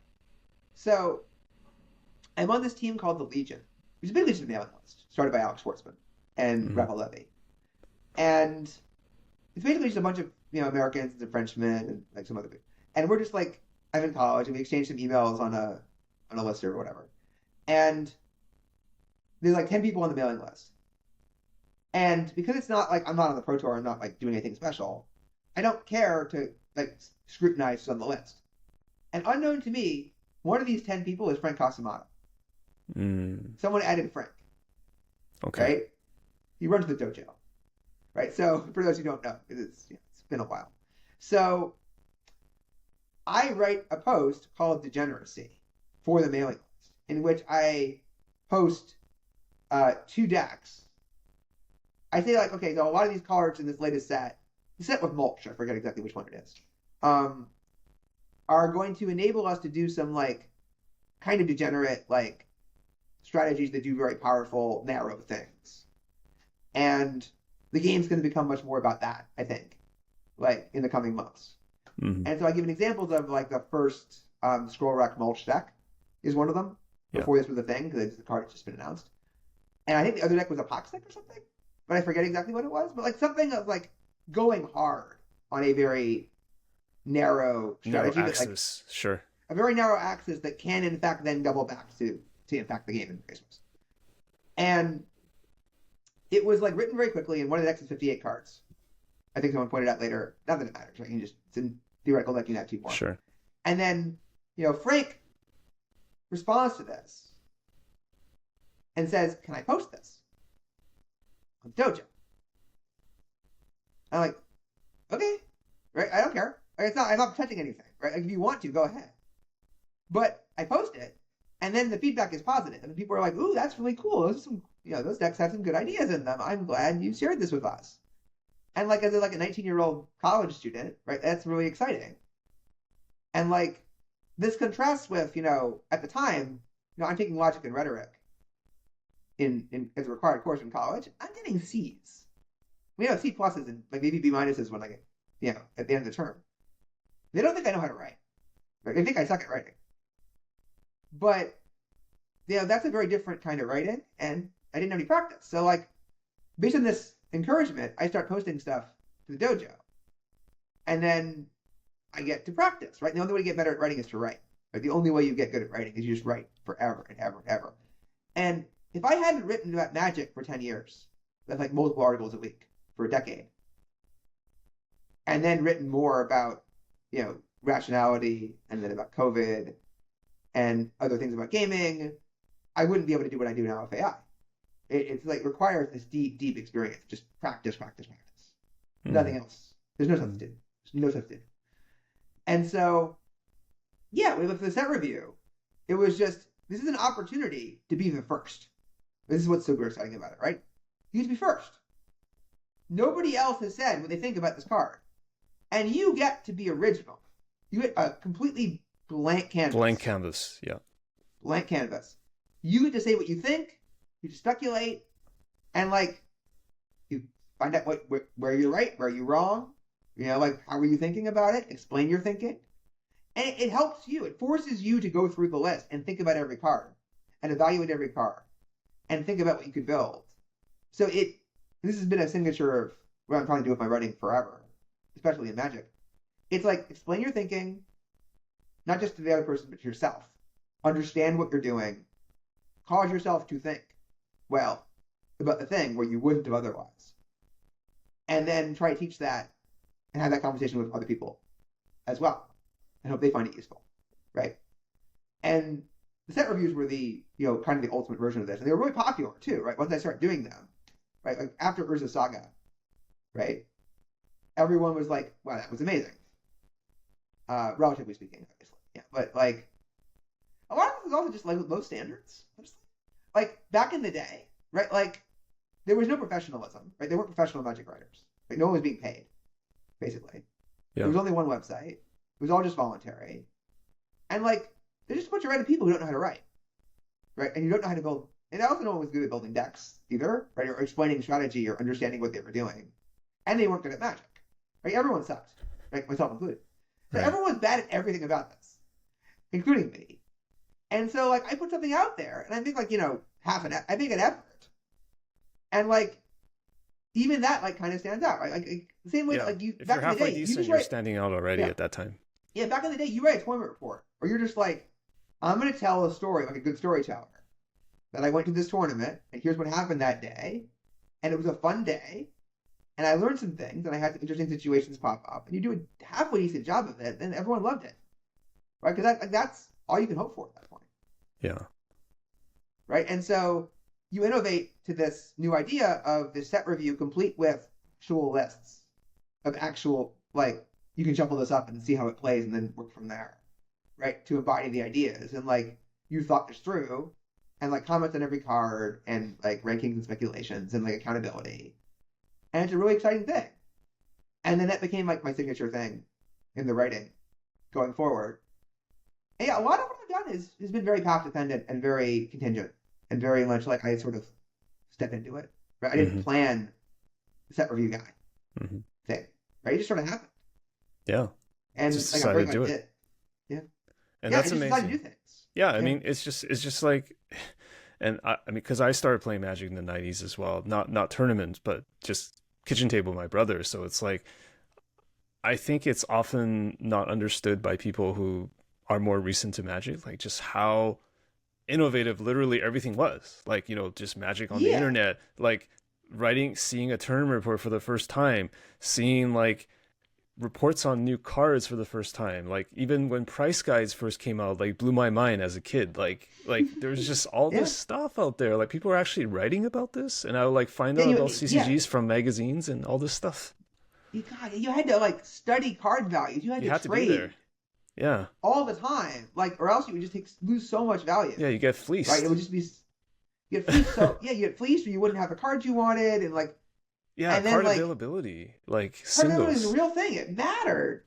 And you didn't know what was out there. You didn't know what decks were good. You didn't know what people would be playing. Yeah, it Like was you were wild. innovating, not Yeah. just me, but like everyone, because Right. you didn't have a choice, right? Like you didn't. There's nothing to copy, Everybody was in the dark, like trying to figure out where's the light, like where am I going to, right? And just move around and try to do something. Yeah. And like it was so much.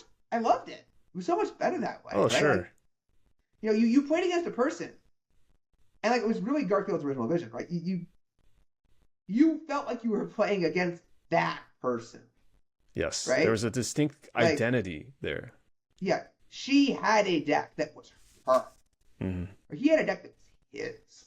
That embodied their identity, their philosophy, like what they were, like a specific kind of attitude, right? And like every match felt different, every game felt different, and that stopped being true after. And even the way people It's carry themselves and like tap their cards or arrange cards, like it was not homogeneous or homogenous at that time. Like it was just a very distinctive way that people like fuse themselves with Magic at that time. It's hard to explain now because it's gotten so commoditized, I think. Yeah, I mean, we have Arena and Moto, so like we have like this example set, and we have the feature matches to watch, so everybody knows like how you're supposed to carry yourself and what it's supposed to look like. Yeah. And I do appreciate that in some ways because it means that like there aren't these weird mind games, but like I also kind of liked the mind games, right? So like to be clear, like it wasn't all peaches and cream, right? Like there was. Oh, sure. Yeah. Again, There was card some rough availability stuff. was, like having card availability issues was definitely a problem. Yeah. Like cheating was rampant. theft, There was a lot of crazy stuff. Theft and cheating, in particular, Yeah. were like really bad. I lost my collection multiple times, like as in stolen, including out of my locker. Just stolen. Yeah, it's. Yeah, I lost power. Yeah. I had power, and I don't anymore. Right? Like I didn't sell it. It got taken away, and that sucks so bad. Right? Like you just. I didn't have the money. Yeah, Though. there I was didn't literal have, theft, and of course there's theft via cheating as well, and all these yeah, I mean, opportunistic cheats and and all these this things stuff. still happen. Don't get me wrong. There's still like occasional opportunistic cheats. There's still like a few people who cheat on purpose deliberately. There's still theft, Hmm. but we're talking different orders of magnitude here. We're talking about like a Right. factor of 10 or 100. It's just, yeah, back in the day, Yeah. just like you like you sat down to a pro tour, right? And you had a list of players that you knew were savage cheaters, right? You knew that, like, okay, Michael Long is at this tournament, Chris Benefeld is at this tournament, Yeah. right? Ryan Fuller is at this tournament, and I can freaking name them now, right? Like, Hmm. and when you sat down against those players, like, even if they didn't cheat, they had a huge advantage Because you had to be because vigilant. half of your brain Yeah. was on how do I stop this person from cheating me or Yeah. catch them if they Pull a try. fast one. Yeah. And they could just choose to put 100% of their brain power behind winning the game normally if they Right. wanted to. Right. They didn't. Just the ever. threat of the cheat was enough. Yeah. Right. The threat is so much strong. The threat is often stronger. I mean, back then the execution was really good. Like, it wasn't just cheating. It was like also rules lawyering and Mhm. tricking Mhm. and manipulating, and like the intent wins revolution was so good, right? Yeah. Like, there's this period where like you would put a counter on your Worldling Dervish, and Tommy Hovey would just untap all his cards, Yeah. right? Because like by definition, if you're putting the counter on it, it means you proceeded to your end step. It means you are done. Ah, okay, yeah, it was just fast forwarding Right? to He's not that. shortcutting like it's going to get a counter, so I'm going to put the counter on it. And then but you would put the counter on it and start tapping mana to cast the spell, and he would just immediately before you could do that untap his land and draw a card Right. because you're done. Right. Right? Like, and that's not cheating, right? That's legal, Uh-huh. but it's like scummy as hell from today's perspective, right? But back Sure. then it was just then it was just okay. He's one of the half of players who would do this if it occurred to them. Mhm. It wasn't like unusual even, Mhm. right? But like no, when you watched your opponent shuffle their deck, you were like, is he stacking it? And Mhm. a lot of the time, like there was like a third of people who it's like almost like at one point like a third of people who aren't legitimately shuffling their deck, a third of people who are actively cheating and trying to stack their deck, and a third of people who think that mana weaving isn't stacking, That's right. right? Who I like remember that. legitimately think this is just how Magic is played.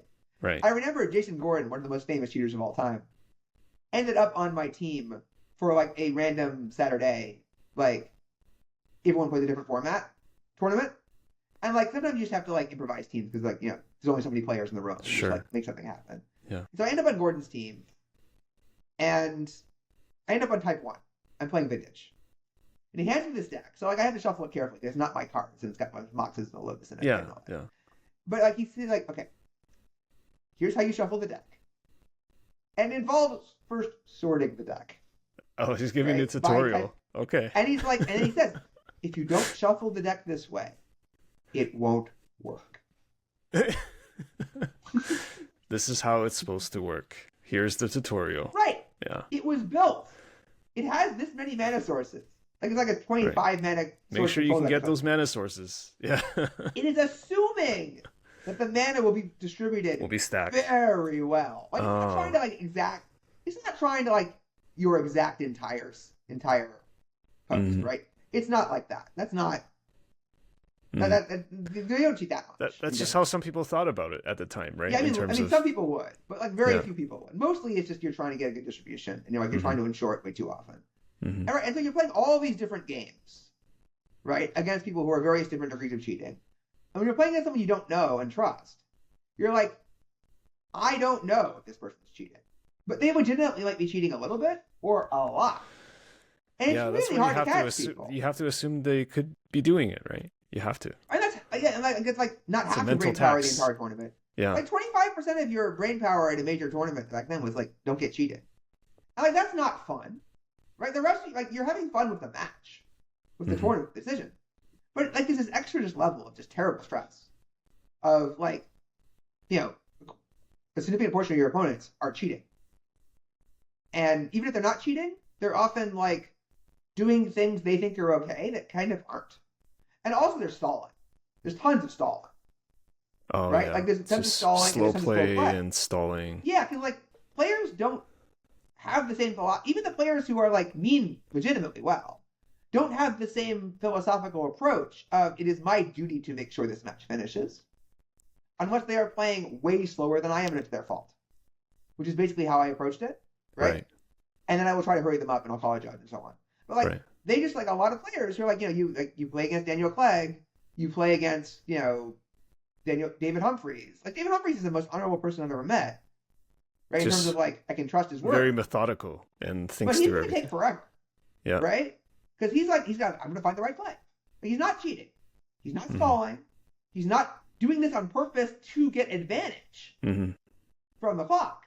He's just gonna make the right play. Sure, he's not reading Jace the Mind Sculptor 3 times like his own Jace. Right. Like if the match was 5 hours long, he would win every match. He'd do very well. He's a very good Magic player. Still is probably at R&D, right? He's in R&D now. And like it's a great place for him. But like literally, we'd be on the same team. We're playing Apprentice, right? And I'm literally watching television. Right? I got like the Apprentice window open, right? And I make a play. I like go watch television for a few minutes, or whatever it is, until he makes a play. And then I come back and I make another play. It's like I'm playing one of these simultaneous exhibitions, right? Where this guy will be like in the center playing white and like 40 different boards. And like he'll make a move. The opponent will make a move. He'll make a move 5 seconds later, go to the next board. And like comes around every 10 minutes. Right? And it's like that with like testing for the Pro Tour. Except it's like he's only playing one game. And I'm only playing one game. It's just like I'm not gonna sit here. I've thought about this game as much as I can. Like for a test game, like there's just nothing more for me to think about. Right? And like we're playing about as well. I think he's playing about as well as I am in these test games. It's just he's taking 10 times as long. Right? Because he's just that methodical. And I played so many more games than he does that I like it's like the reason why it takes him 10 times as long to get to the right decision is because it takes him 10 times as long to get to the right decision. He's played 10% as many games as I have. That right? also or 20%. That, so like he hasn't just gotten the reps in. So he hasn't learned as much as I have in the same amount of time. Which is like, oh, what are you gonna do? Right? Like there's nothing you can do about it. It's just hilarious. But like so you've got all these different considerations to worry about that distract you from the core thing you're doing, which you love. And there was this golden age, right, in some sense, where like we had intent wins on the cards. The cheaters had mostly been defeated by like Bakula and Deadguy and like the rising coalition of we're not tolerating this anymore, and Wizards like not putting up with it anymore. And so we had, the cheating was like not gone, but it was like much lower. And like stalling was much reduced. And so it's basically like, okay, there's a handful of people you have to watch out for. But mostly you're okay. Right. And the card and then like we still had a lot of the old school like magic of discovery and like things being in flux, and like it was a really great time. And it was generally got like things did get better for a while, right? Like in terms of like my experience because of that. And also just I made friends, right? It's like early on I'm this like really awkward kid who doesn't know how to interact even with other Magic players properly. And also I didn't have any respect. So like it was a socially really awkward place to be. Right? And then after a few years, like I've earned their respect. And I've learned how to just like be a friend to someone. And like I've met these people. And like now the Pro Tour is really fun. Right? It's a completely different process. Like on so many different levels. You grew up with and Magic. Yeah. Right. And yeah, no, I mean I learned like people say like you have to go to school to get your socialization or else what will happen to you. And it's just like, no. They taught me all the wrong lessons because they taught me anything at all. And then I learned this at neutral ground and I learned this on the Pro Tour. Right? Like I learned this amongst people who like actively were good people who we came together for a common enterprise and we, had reasons to interact well and we had fun together and we learned together. And like, that's how I learned to be a social real person. Was there one particular person that you could name that had the most impact on you as a Magic player? Would it be a Scott Johns or a Sam Black, or would it be somebody else? I think it'd be Scott. I mean, I think that like, Sam Black was like the most important person in Magic for me for several years, certainly. And he was like an amazing teammate, but like I was kind of already me by that point. You were fully formed. You don't get to sculpt someone at that point. Yeah. You don't need to sculpt someone at that point, right? It's not the same. See, I would say Scott Johns. maybe second price Justin Gary. Um, these are, you know, again, like, these players are, they don't have, other people would tell different stories about them, maybe, right? Like, it's not all positive and great That's okay. I'm just necessarily. asking through your lens. Yeah. But I think from my lens, like, they always treated me great. They always were great friends. They understood, like, they helped me grow as a person. They helped, not just in Magic. We spent endless hours on Apprentice, just testing against each other, trying different things, trying to figure things out. Yeah. Mhm. I mean, and then, like, I would say Seth Byrne as well. So, like, he was Okay. never one of the top pros, right? But he was really good, and he was just my best friend for so long, and helped me in so many ways. And, like, in some ways doesn't count. He, like, doesn't count in the Magic sense. He just counts as in a person sense, Mhm. right? But, like, he's an amazing guy. Mhm. Just and What would you want yeah. people to remember you as in the Magic world?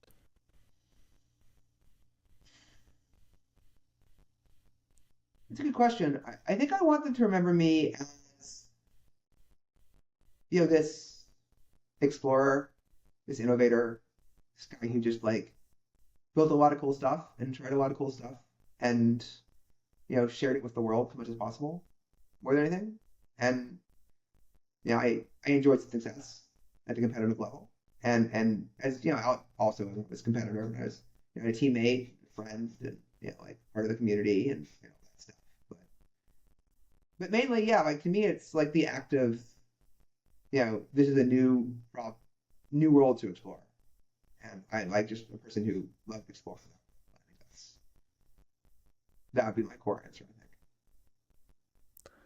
Awesome. Well, Zvi, it was amazing getting the chance to just chat with you today. I mean, it's again, I have to say it was really an honor to like revisit some of your stories and thought process around how you see the game and your relationship with the game. So thank you so much. Yeah, thank you too. Yeah. Thank you for listening to Humans of Magic. You've made it to the end. Thanks so much. You're awesome. If you'd like to support the show, there are two ways to do so. The first way is the most powerful.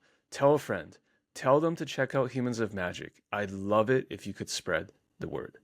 The second way is to join the Humans of Magic Patreon at patreon.com/humansofmagic. Patreon is the best way to directly support the show from a financial perspective. For as little as $2 a month, you can support me and join the Discord. It gives me the power to keep cranking out new episodes with your favorite Magic people. If you want to go the $5 support route, you'll get a digital copy of the Humans of Magic book. Thank you for listening. I appreciate you, as always, making it all the way to the end, and we'll see you next time.